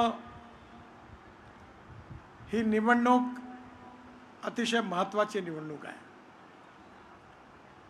ही निवडणूक कोणाचं भविष्य किंवा भवितव्य ठरवणारी निवडणूक नाही आहे. ही निवडणूक आपल्या देशाचं भविष्य आणि भवितव्य ठरवणारी निवडणूक आहे. आपल्या सगळ्यांना माहिती आहे की 1947 साली आपल्या देशाला स्वातंत्र्य मिळालं आणि पंडित जवाहरलाल नेहरू देशाचे प्रधानमंत्री झाले. पंडितजींनी काँग्रेसच्या धोरणाचा पुरस्कार केला. त्यावेळी समाजवाद आणि लोकतंत्र या दोन गोष्टी समोर ठेवून त्यांनी देशाची आर्थिक नीती बनवली. त्याचवेळी आपल्या देशामध्ये कम्युनिस्ट चळवळ पण जोरात होती. उजवे आणि डावे कम्युनिस्ट जोरात होते. देशामध्ये अनेक ठिकाणी त्यांनी संघर्षाचं राजकारण केलं आणि त्या सगळ्यांनी देशामध्ये असा विचार मांडला की या देशाचं जर भविष्य बदलवायचं असेल तर कम्युनिस्ट विचारधाराच देशाचं भविष्य बदलवू शकते. त्याच काळामध्ये तिसरी पार्टी म्हणजे समाजवादी पार्टी. डॉक्टर राम मनोहर लोहिया यांनी स्थापन केलेल्या समाजवादी पार्टीचे दोन भाग झाले. एक प्रजा समाजवादी पार्टी होती आणि एक संयुक्त समाजवादी पार्टी होती. जॉर्ज फर्नांडिस, मधुलिमय, मधु दंडवते, नागा गोरे, एस.एम. जोशी यांच्यासारखे दिग्गज नेत्यांनी समाजवादी चळवळीचं नेतृत्व केलं. पण आज देशाला 75 वर्ष झाली आणि या 75 वर्षाच्या सामाजिक, आर्थिक आणि राष्ट्रीय इतिहासामध्ये जर तुम्ही बारकाईने निरीक्षण केलं तर कम्युनिस्ट पार्टी केवळ देशातच नाही तर जगात ठिकठिकाणी संपली. ज्यावेळी चीनमध्ये मी भारतीय जनता पार्टीचा अध्यक्ष असताना भारतीय जनता पार्टीचं डेलिगेशन चीनच्या राष्ट्रपतींनी आणि पार्टीच्या अध्यक्षांनी आम्हाला निमंत्रित केलं होतं. आम्ही ज्यावेळी चीनमध्ये पोहोचलो त्यावेळी शांघायमध्ये गेल्यानंतर लक्षात असं आलं की मोठ्या प्रमाणावर पब्लिक प्रायव्हेट इन्व्हेस्टमेंट मंगोलियन वंशाचे जे चायनीज होते, जसं आपल्याकडे NRI आहे नॉन रेसिडेन्शियल इंडियन, तसे नॉन रेसिडेन्शियल चायनीज जे मंगोलियन वंशाचे होते ते जगात खूप श्रीमंत आहेत. त्यांनी भरपूर पैसा चायनामध्ये आणला आणि त्यांनी आर्थिक धोरण लिबरल धोरण स्वीकारलं. या परिणाम असा झाला की केवळ लाल झेंडा कायम राहिला पण मार्क्स आणि लेनिनने दिलेली कम्युनिस्ट विचारधारा पत्र सगळी तिथून सुटली. रशियात पण असंच परिवर्तन झालं आणि ज्यावेळी मी चीनच्या अध्यक्षांना भेटलो त्यावेळी त्यांना प्रश्न विचारला की जुनी जी कम्युनिस्ट विचारधारा होती ज्याच्या भरोशावर जगामध्ये ठिकठिकाणी आपण माओवादी, मार्क्सवादी, लेनिनवादी अशा वेगवेगळ्या प्रकारच्या कम्युनिस्ट पार्ट्या तयार झाल्या, त्या विचारामध्ये तुम्ही सगळा विचार सोडून दिला, आता फक्त लाल झेंडा बाकी आहे. तुम्हाला आश्चर्य वाटेल, कधी तुम्हाला जर संधी मिळाली तर हंगेरी नावाचा देश आहे, त्या देशामध्ये एक बुडापेस्ट नावाचं शहर आहे आणि त्या शहरामध्ये एका बगीच्यामध्ये कोपऱ्यामध्ये 10-15 दगडाच्या प्रतिमा एका कोपऱ्यात ठेवलेल्या आहेत. त्या सगळ्या प्रतिमा मार्क्स, लेनिन, कम्युनिस्ट चळवळीतल्या ज्या ज्या लोकांचे नेते होते त्या सगळ्यांच्या त्या प्रतिमा आहेत. स्वाभाविकपणे चायनामध्ये जेव्हा मी हा प्रश्न विचारला तेव्हा त्यांनी मला सांगितलं की देशाच्या हिताकरता जे असेल ते आम्ही स्वीकारलं आणि एक प्रकारे त्यांनी हे मान्य केलं की आम्ही कम्युनिस्ट विचारधारा सोडली आणि जी अमेरिकन साम्राज्यवादी लिबरल इकॉनॉमी होती त्याच्या आधारावर त्यांनी आपलं इकॉनॉमिक मॉडेल उभं केलं. समाजवादी पार्टीची अवस्था अशी झाली की समाजवादी पार्टी इतक्या भागामध्ये तुटली कि एक दिल के टुकड़े हुए हजार, कोई यहाँ गिरा कोई वहाँ गिरा आणि समाजवादी पार्टी पण संपुष्टात आली, संपली. काँग्रेसची परिस्थिती अशी झाली की या 75 वर्षाच्या इतिहासामध्ये 60 वर्ष काँग्रेस पार्टीला राज्य करण्याची संधी मिळाली. पंडित जवाहरलाल नेहरू देशाचे प्रधानमंत्री होते, बैलजोडी होती, लोकांनी बैलजोडीला मतं दिली. मग इंदिरा गांधी आल्या, गाय वासरू चिन्ह होतं, लोकांनी त्यांना मतं दिली. मग पंजा आला, राजीव गांधी, यांच्या नेतृत्वाखाली पुन्हा एकदा लोकांनी काँग्रेसला मतं दिली. सोनिया गांधी आल्या, आता राहुल गांधी आले. सगळ्यांनी गरिबी हटावचा नारा दिला. इंदिराजींनी 5 कलमी 20 कलमी कार्यक्रमाची घोषणा केली. पण आज अशी परिस्थिती आहे की 75 वर्षाच्या या स्वाधीनतेच्या इतिहासामध्ये काँग्रेसला 60 वर्ष मिळून काँग्रेस जे काम करू शकली नाही ते काम 10 वर्षामध्ये मोदींच्या नेतृत्वाखाली आमच्या सरकारने करून दाखवलं, जे तुमच्या समोर आहे. अमेरिकेची जी साम्राज्यवादी नीती होती, लिबरल आर्थिक नीती, ती स्वतंत्र पार्टीच्या रूपाने त्याचाही प्रयत्न झाला, पण आपल्या देशामध्ये तेही फेल गेले. भारतीय जनता पार्टीने पंडित दीनदयाल उपाध्याय यांच्यापासून प्रेरणा घेऊन समाजातले जे शोषित आहे, पीडित आहे, दलित आहेत, जे सामाजिक आर्थिक शैक्षणिकदृष्ट्या मागासलेले आहेत, या समाजातल्या शेवटच्या पायरीवर उभे आहेत, जे दरिद्र नारायण आहेत, ज्यांना राहायला घर नाही, अंगावर वस्त्र नाही, खायला अन्न नाही, त्या दरिद्र नारायणाला रोटी, कपडा आणि मकान कसं देता येईल आणि त्यांचं जीवन सुसह्य कसं करता येईल, या आधारावरचं सामाजिक आर्थिक चिंतन हे अंत्योदयाच्या रूपाने मांडलं आणि तेच उद्दिष्ट घेऊन आम्ही समोर जातो आहे. आज आपल्या देशाच्या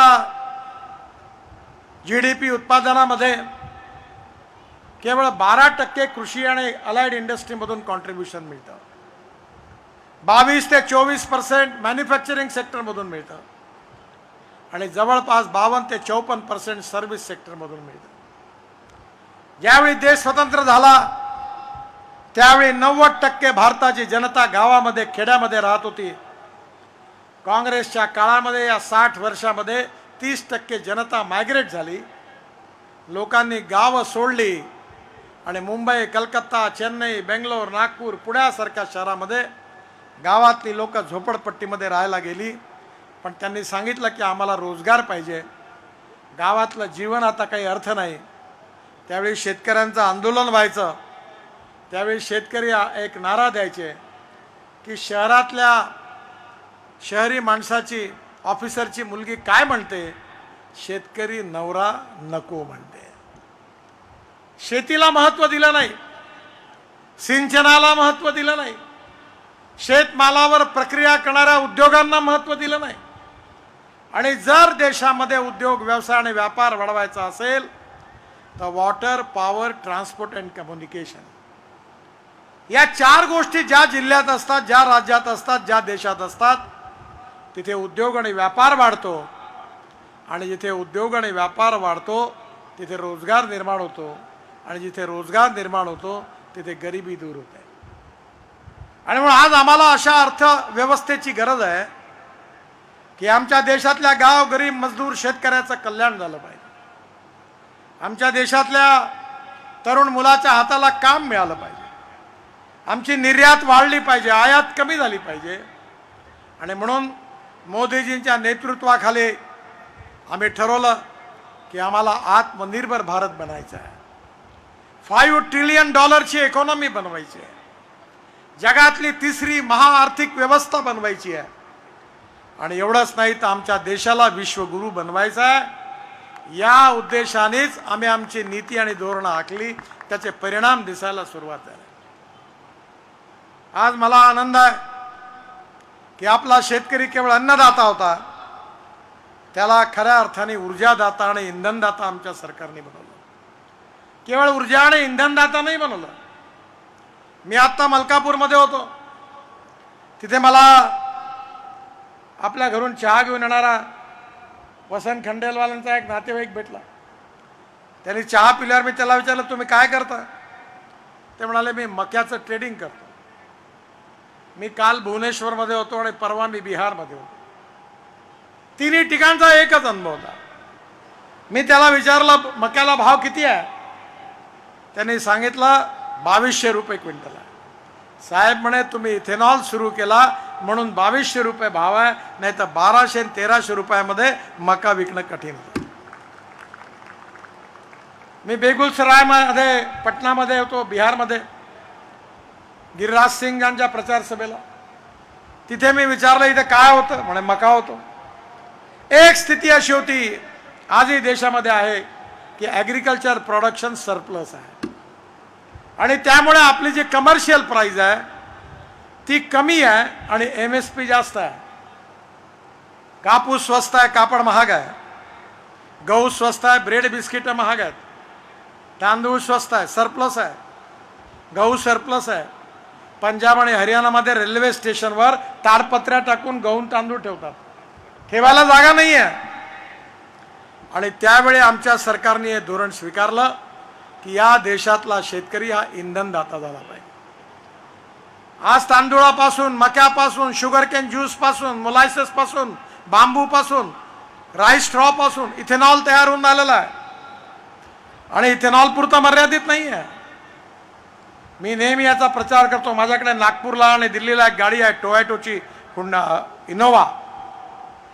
त्या गाडी 100% इथेनॉलवर चालते आणि त्या गाडीमध्ये 60% वीज तयार करते. ज्याला विश्वास असेल ते नागपूरला या नाही तर दिल्लीला या. आणि ती गाडी जेवढा ॲव्हरेज देते पेट्रोलच्या तुलनेत जर तुलना केली तर पेट्रोलचा भाव 25 रुपये लिटर होतो. मी ट्रान्सपोर्ट मंत्री आहे म्हणून अधिकाराने सांगतोय. TVS, होंडा, हिरो, बजाज यांनी आता मोटरसायकल स्कूटर तयार केलेल्या इथेनॉलवरच्या, मीच लॉन्च केल्या. आता एवढंच नाही तर सुझुकी, मारुती, टोयॅटो यांच्या पुढच्या 3-4 महिन्यामध्ये त्यांच्या गाड्या सगळ्या 100% इथेनॉलवर येणार आहे. इंडियन ऑइलनी 300 इथेनॉलचे पंप सुरू केलेले आहेत.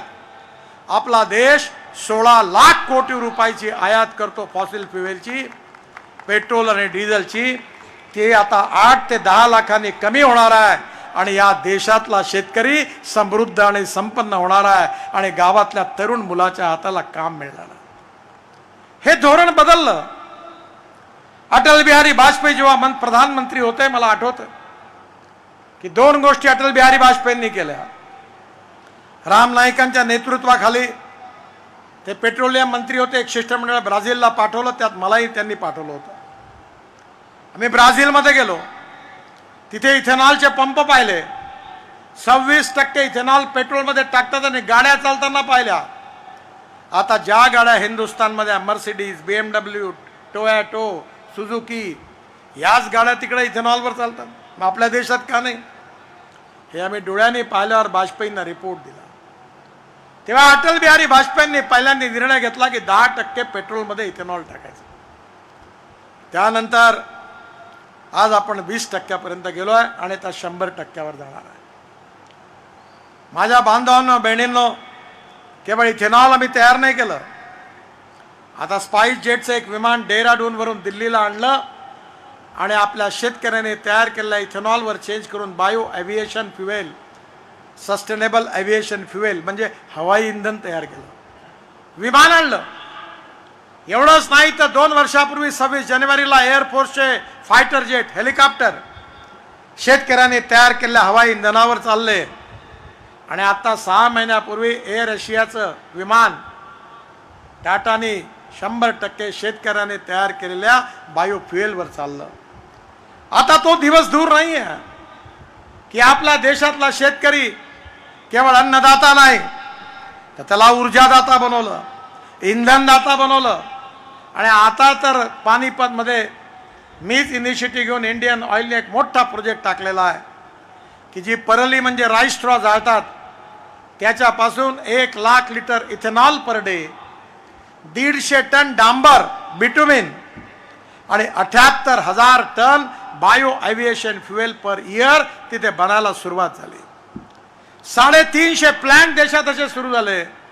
त्यातले 40 सुरू झाले, बाकीच्यांचं काम सुरू आहे की जे पराठ्या, तुराट्या, ज्वारीचे फण, सोयाबीनचं कुटार, तणस याच्यापासून बायो CNG आणि LNG तयार करून आले. शेतकऱ्याचे ट्रॅक्टर त्याच्यावर चालून झाले. म्हणजे आपण संपूर्ण धोरणं अशी आखली की शेतकरी समृद्ध संपन्न कसा झाला पाहिजे आणि आता त्याची सुरुवात झाली आहे. हे पेट्रोल डिझेलचे पंप फार काळ टिकणार नाही. या देशातल्या शेतकऱ्यांनी तयार केलेल्या इंधनावर विमानं चालतील. या देशातल्या शेतकऱ्या हा ग्रीन हायड्रोजन तयार करणार आहे. मी एक ट्रान्सपोर्ट मंत्री आहे, माझ्याकडे हायड्रोजनची कार आहे. मर्सिडीजपेक्षाही चांगली आहे, काही धुवा नाही, पोल्युशन नाही, काही नाही. आणि ती कार पाण्यापासून आणि बायोमासपासून हायड्रोजन तयार करून त्याच्यावर चालते, त्याला ग्रीन हायड्रोजन म्हणतात. कोळशापासून जो हायड्रोजन तयार होतो त्याला ब्लॅक हायड्रोजन म्हणतात. आणि पेट्रोलियम पासून तयार होतो तो ब्राऊन हायड्रोजन तयार होत म्हणतात. आणि माझं स्वप्न आहे की या देशातला शेतकरी हा हायड्रोजन तयार केल्याशिवाय राहणार नाही. आणि हा देश एनर्जीला आयात करणारा नाही तर एनर्जीला निर्यात करणारा देश बनेल. हे आपल्या सरकारने धोरण आखलं. आपल्याकडे आपण दरवर्षी 1,00,000 करोड रुपये केमिकल फर्टिलायझर, सुफला, युरिया मिश्र खताकरता सबसिडी देतो. अमेरिकेतला एक तरुण सायंटिस्ट मला भेटला. त्यांनी सांगितलं मी नॅनो युरिया तयार केला, नॅनो मिश्रखत तयार केलेला आहे, नॅनो सुपर फॉस्फेट तयार केला आहे, नॅनो पोटॅश तयार केलेला आहे. मी सगळं बघितलं, रिपोर्ट चांगले होते. मी म्हणलं तू प्रधानमंत्र्यांना भेट. मोदींना त्याची भेट घडवून दिली. त्यांनी त्याला सपोर्ट केला. फर्टिलायझर मिनिस्ट्रीने धोरण स्वीकारलं आणि आपल्या देशात नॅनो युरिया आणि नॅनो मिश्रखत तयार झालं. 250 ml ची बॉटल बरोबर 1 पोता. मी दुनियेची गोष्ट सांगत नाही, माझ्या घरची सांगतो. माझ्याकडे 10 एकर ऊस होता. आमच्या साखर कारखाना क्षेत्रात 4000 एकर आम्ही द्रोणनी स्प्रेइंग केलं. पहिल्यांदा 4 पोते युरिया एकरी टाकायचो आणि 4 पोते मिश्रखत टाकायचो. पण यावेळी आपण हे जे खत टाकायचो त्यातलं 25% फक्त पिकाला जायचं आणि 75% वेस्ट व्हायचं, जमीन खराब करायचं. पण त्याऐवजी फक्त 2 पोते नॅनो युरिया, 2 बॉटल नॅनो युरियाच्या आणि 2 बॉटल मिश्र खताच्या द्रोणमधून फवारा केला. 75% पिकाला गेलं आणि 25% फक्त वाया गेलं. आणि मला 88 टन पर एकर ऊसाचं उत्पादन झालं. माझी गोष्ट सांग. म्हणजे आपला उत्पादन खर्च 4,000 रुपयांनी कमी झाला, उत्पादन वाढलं. आणि म्हणून 15,000 महिला बचत गटाला आपण आता द्रोण दिले, द्रोण दिदी. आणि आता यानंतर प्रत्येक गावामध्ये गावातल्या शिकलेल्या तरुण मुलाला आपण द्रोण देणार आहे आणि 700 रुपयामध्ये तो एकरी फवारणी करणार आहे. शेतीमध्ये तंत्रज्ञान आलं पाहिजे. ज्ञान आपल्या देशामध्ये, जगामध्ये सगळे आपले भारतीय लोक उत्तम काम करत आहेत. मी जपानच्या प्रधानमंत्र्याला भेटलो होतो. ते म्हणाले मला mister Gadkari please tell me की तुमच्या देशातले सॉफ्टवेअर इंजिनियर्स एवढे हुशार कसे आहेत, त्यांच्या डोक्यामध्ये काही मॅथमॅटिक्सचे जीन्स आहेत का? आज जगाच्या कानाकोपऱ्यामध्ये आपले सॉफ्टवेअर इंजिनियर उत्तम काम करत आहेत. अमेरिकेमध्ये 10 चांगल्या डॉक्टरपैकी 6 डॉक्टर भारतीय आहेत. ब्रिटनमध्ये आपल्याकडचे 10 चांगल्या डॉक्टरपैकी 6 भारतीय आहेत. आपल्या डॉक्टरांना रेप्युटेशन आहे, आपल्या इंजिनियरला रेप्युटेशन आहे.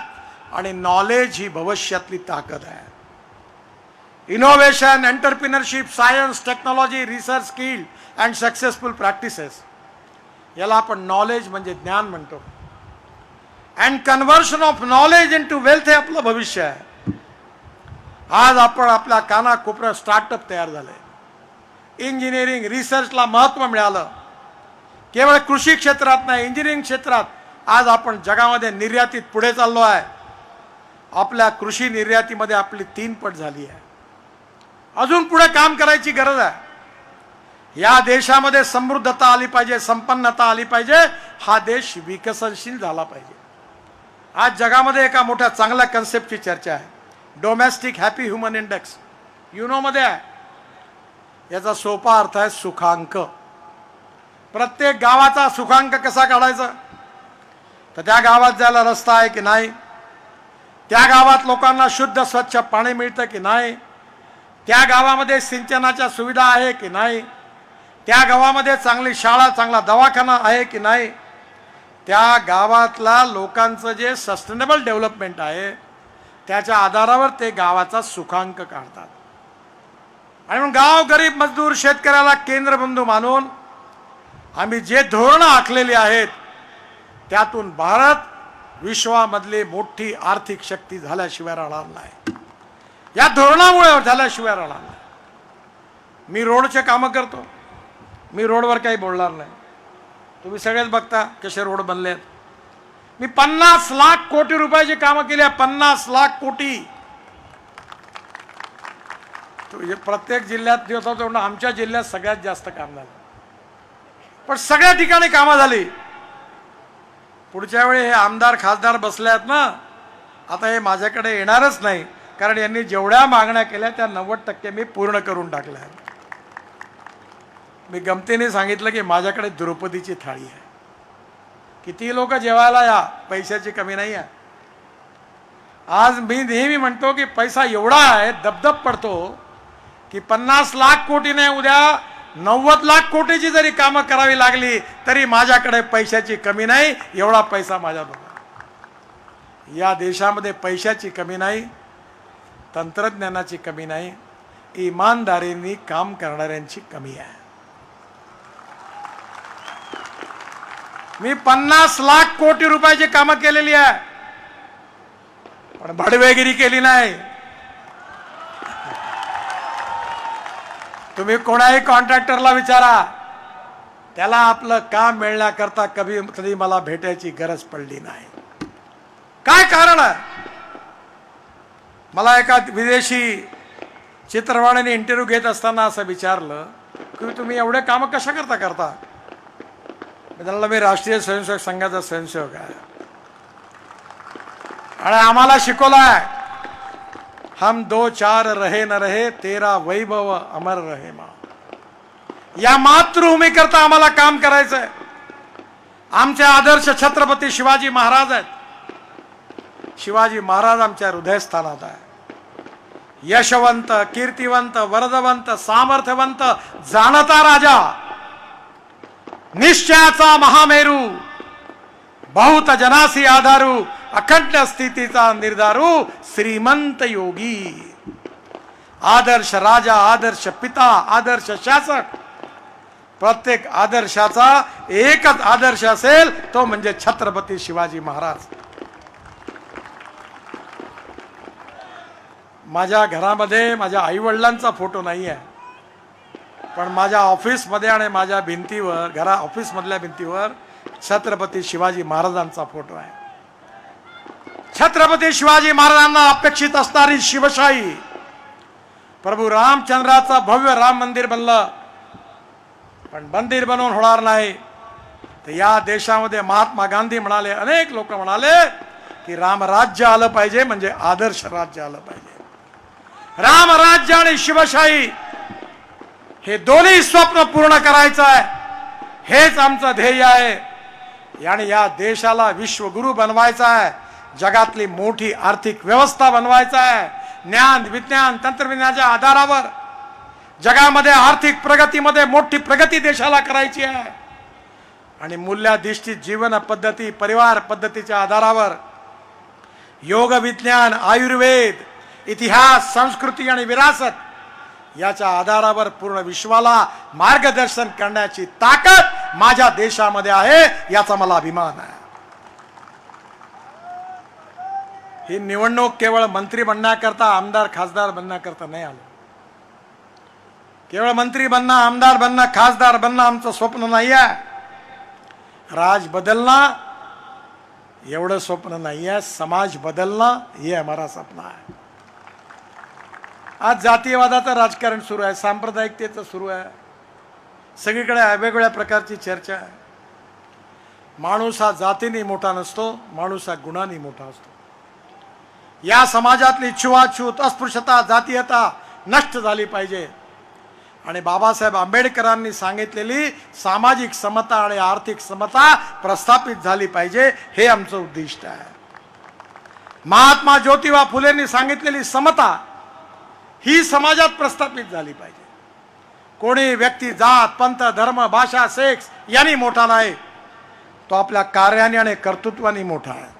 मी पण लोकसभेची निवडणूक लढतोय, लाखो मतांनी निवडून येणार आहे, पूर्णपणे 101%, चिंता करू नका. पण माझ्यात ताकद आहे. मी बाळासाहेब ठाकरेंमध्ये पाहिलं, बाळासाहेब कधी जातीवादाचं राजकारण करत नव्हते.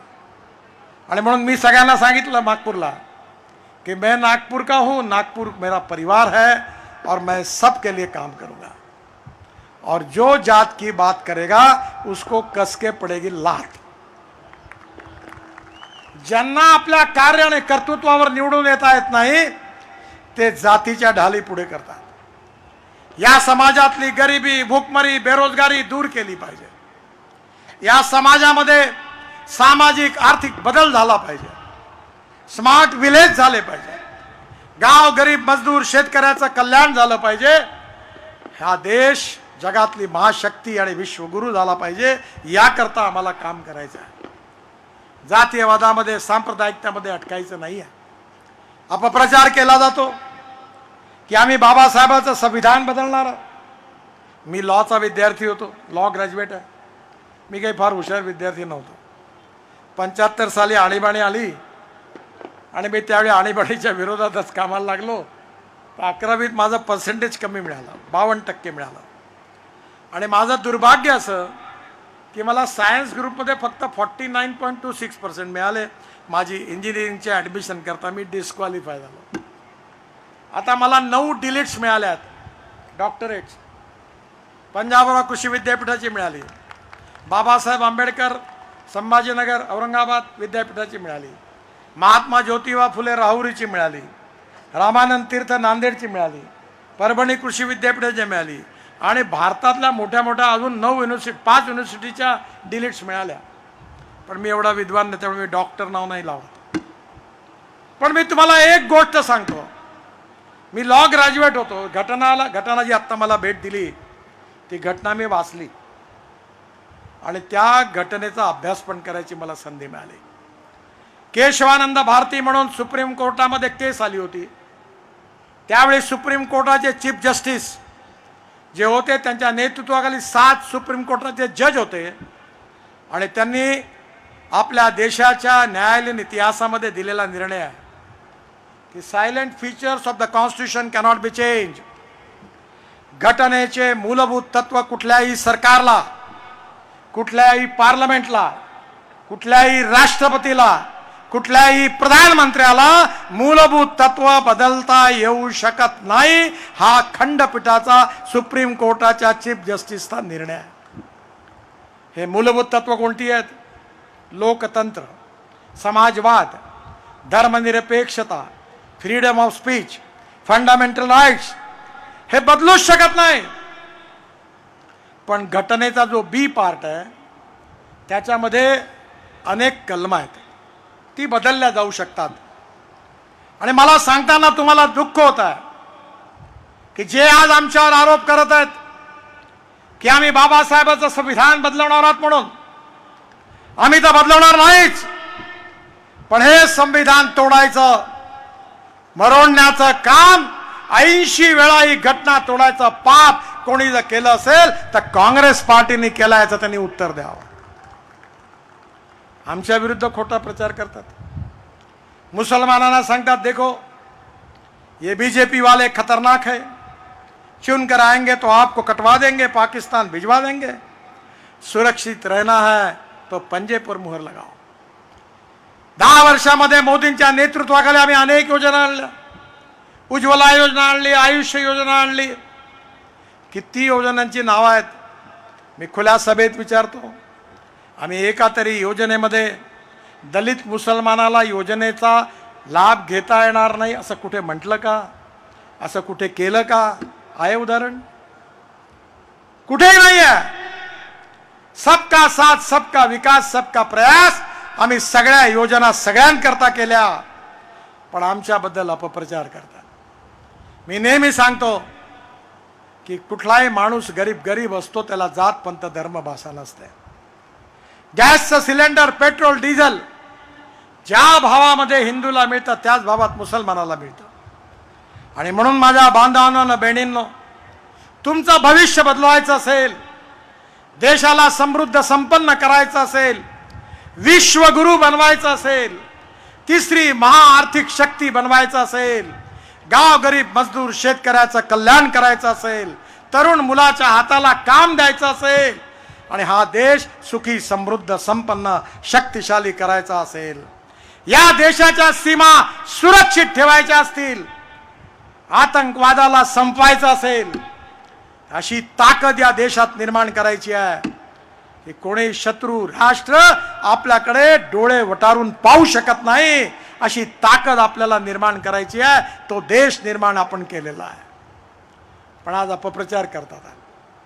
मी काश्मीरमध्येच केवळ 2 लाख कोटी रुपयाची कामं करतो. 25 टनेल बांधतोय. आशियामधली सगळ्यात मोठी टनेल झोजिला तिथे बांधतोय. आम्ही कधी भेदभाव नाही केला. ज्यांनी मत दिलं त्यांचीही कामं केली, ज्यांनी मतं दिली नाही त्यांचीही कामं केली. लोकशाहीमध्ये प्रत्येकाचा अधिकार आहे आणि म्हणून मी आपल्याकडे आलो आहे की ही निवडणूक स्मिताताईंच्या भविष्याचा फैसला करणारी निवडणूक नाही आहे. ही निवडणूक खऱ्या अर्थाने माझ्यासमोर बसलेल्या जनतेच्या भविष्याचा आणि भवितव्याचा निर्णय घेणारी निवडणूक आहे. जर तुमचा भविष्यकाळ चांगला करायचा असेल, तुमचा सुखांक वाढवायचा असेल, गरिबी, भूकमरी, बेरोजगारी दूर करायची असेल, शेतकऱ्यांना समृद्ध संपन्न करायचं असेल, सिंचनाच्या सुविधा वाढवायच्या असतील, कृषी मालावर प्रक्रिया करणारे उद्योग निर्माण करायचे असतील आणि या देशाचं हे सामाजिक आर्थिक चित्र बदलवायचं असेल तर एकच पर्याय आहे की मोदींच्या नेतृत्वाखाली NDAचं सरकार आणा, तरच तुमचं भविष्य बदलणार आहे, नाही तर मग धोकाच आहे. मी जेव्हा भारतीय जनता पार्टीचा महाराष्ट्राचा अध्यक्ष होतो तेव्हा स्मिताताई अतिशय उत्तम कार्यकर्त्या होत्या. कार्य करण्याची क्षमता त्यांच्यामध्ये आहे. प्रामाणिकपणे त्यांनी पक्षाचं काम केलं आणि एवढंच नाही तर तुमचे सगळे प्रश्न लोकसभेत मांडण्याची ताकद त्यांच्यामध्ये आहे. तुमचे प्रश्न सोडण्याची ताकद आहे. आणि तुम्ही काळजी करू नका, मोदींची गॅरंटी आहे आणि माझी पण गॅरंटी आहे. आम्ही दोघंही त्यांच्या मागे उभा आहोत. त्यामुळे जळगाव निघालेली सुपरफास्ट एक्सप्रेस ही काही घंट्यातच दिल्लीत पोहोचल्याशिवाय राहणार नाही. आणि मी तर आता दिल्ली मुंबई एक्सप्रेस हायवेला जळगाववाल्यांकरता सुरतवरून कनेक्टिव्हिटी दिली आहे. 1 लाख कोटी रुपयाचा रस्ता आहे आणि आता नवीन रस्ता बांधतोय सुरतवरून नाशिक, नाशिकवरून अहमदनगर, अहमदनगरवरून सोलापूर, सोलापूरवरून कर्नूल, कर्नूलवरून कन्याकुमारी, त्रिवेंद्रम, चेन्नई, बेंगलोर, मंगलोर, कोचीन, त्रिवेंद्रम आणि मग सुरतवरून पुढे दिल्ली, दिल्ली एक्सप्रेस हायवे, दिल्लीवरून दिल्ली कटरा हायवे, डायरेक्ट कटरा, तिथून 18 टनेल बांधल्या आहेत. श्रीनगर, श्रीनगरवरून झेडमोर टनेलवरून झोजिला, झोजिलावरून सरळ लद्दाख आणि लेह आणि लद्दाख लेहवरून पुन्हा 8 टनेल बांधायला सुरुवात केली आहे. तिथून डायरेक्ट हिमाचल प्रदेशामध्ये मनाली आणि मनालीला जायला, मनालीवरून रोहतांग पास जायला 3.5 तास लागायचे. आम्ही अटल टनेल बांधली, आता 8 मिनिटात जातो, 8 मिनिटात. म्हणजे काश्मीर से कन्याकुमारी तक. आणि तुम्ही आता इथून सुरतला जुळले का कन्याकुमारीला जाऊ शकता आणि तिकडे काश्मीर, लद्दाख, लेह पर्यंत जाऊ शकता. 4 लेन एक्सप्रेस हायवे ॲक्सिस कंट्रोल, 120 किलोमीटरच्या स्पीडनी आपली गाडी घेतली, बसले की पोहोचले तिकडे. मला अनेक लोक जुन्या गाड्या विकत घ्यायला लागले. केवळ आम्ही रोड नाही बांधले, आपली श्रद्धास्थान आहे. बद्रीनाथ, केदारनाथ, गंगोत्री, यमुनोत्री 12,000 कोटीचा रस्ता बांधला. मी मानस सरोवरचा रस्ता 90% बांधून पूर्ण केला आहे. आता चीनमध्ये जायची गरज नाही, नेपाळमध्ये जायची गरज नाही. तर मानस सरोवरला जर जायचं असेल तर उत्तराखंडमधल्या पिथोरागड पासून नेपाळ आणि चीनच्या सीमेच्या बाजूनी जिथे -8 डिग्री टेम्परेचर आहे तिथून मानस सरोवरपर्यंतचं 90% काम झालेलं आहे. आपल्या महाराष्ट्रातलं पंढरपूर, आपलं श्रद्धास्थान, देव आळंदी 12,000 कोटी रुपयाचा पालखी मार्ग बांधला आहे. तुळजापूर, अक्कलकोट, गाणगापूर, माहूर, आपल्या सगळी तीर्थस्थानं चांगल्या रस्त्याने जोडली आहे. कारण आपल्या देशात तीर्थाटन वाढलं पाहिजे. आपली संस्कृती, इतिहास, विरासत महान आहे. हा देशाची संस्कृती आमच्या सगळ्यांची शक्ती आहे आणि हा देशाचा सर्वांगीण विकास झाला पाहिजे, हेच आमचं मिशन आहे. आणि हे पूर्ण करण्याकरता आपण सगळ्यांनी स्मिताताईंना प्रचंड मताने विजयी करावं, कमळाच्या फुलाची बटन दाबावी आणि रेकॉर्ड ब्रेक मार्जिनने त्यांना विजयी करावं ही विनंती करण्याकरता मी आपल्याकडे आलो आहे. 10 वाजेपर्यंत वेळ आहे, आता 5 मिनिटं कमी आहे. त्याच्या आधीच मी आपलं भाषण संपवतो. पुन्हा एकदा स्मिताताईंना खूप खूप शुभेच्छा. आपल्या सगळ्यांना धन्यवाद. आणि माझ्याबरोबर जोरात म्हणा, भारत माता की, भारत माता की, भारत माता की. धन्यवाद.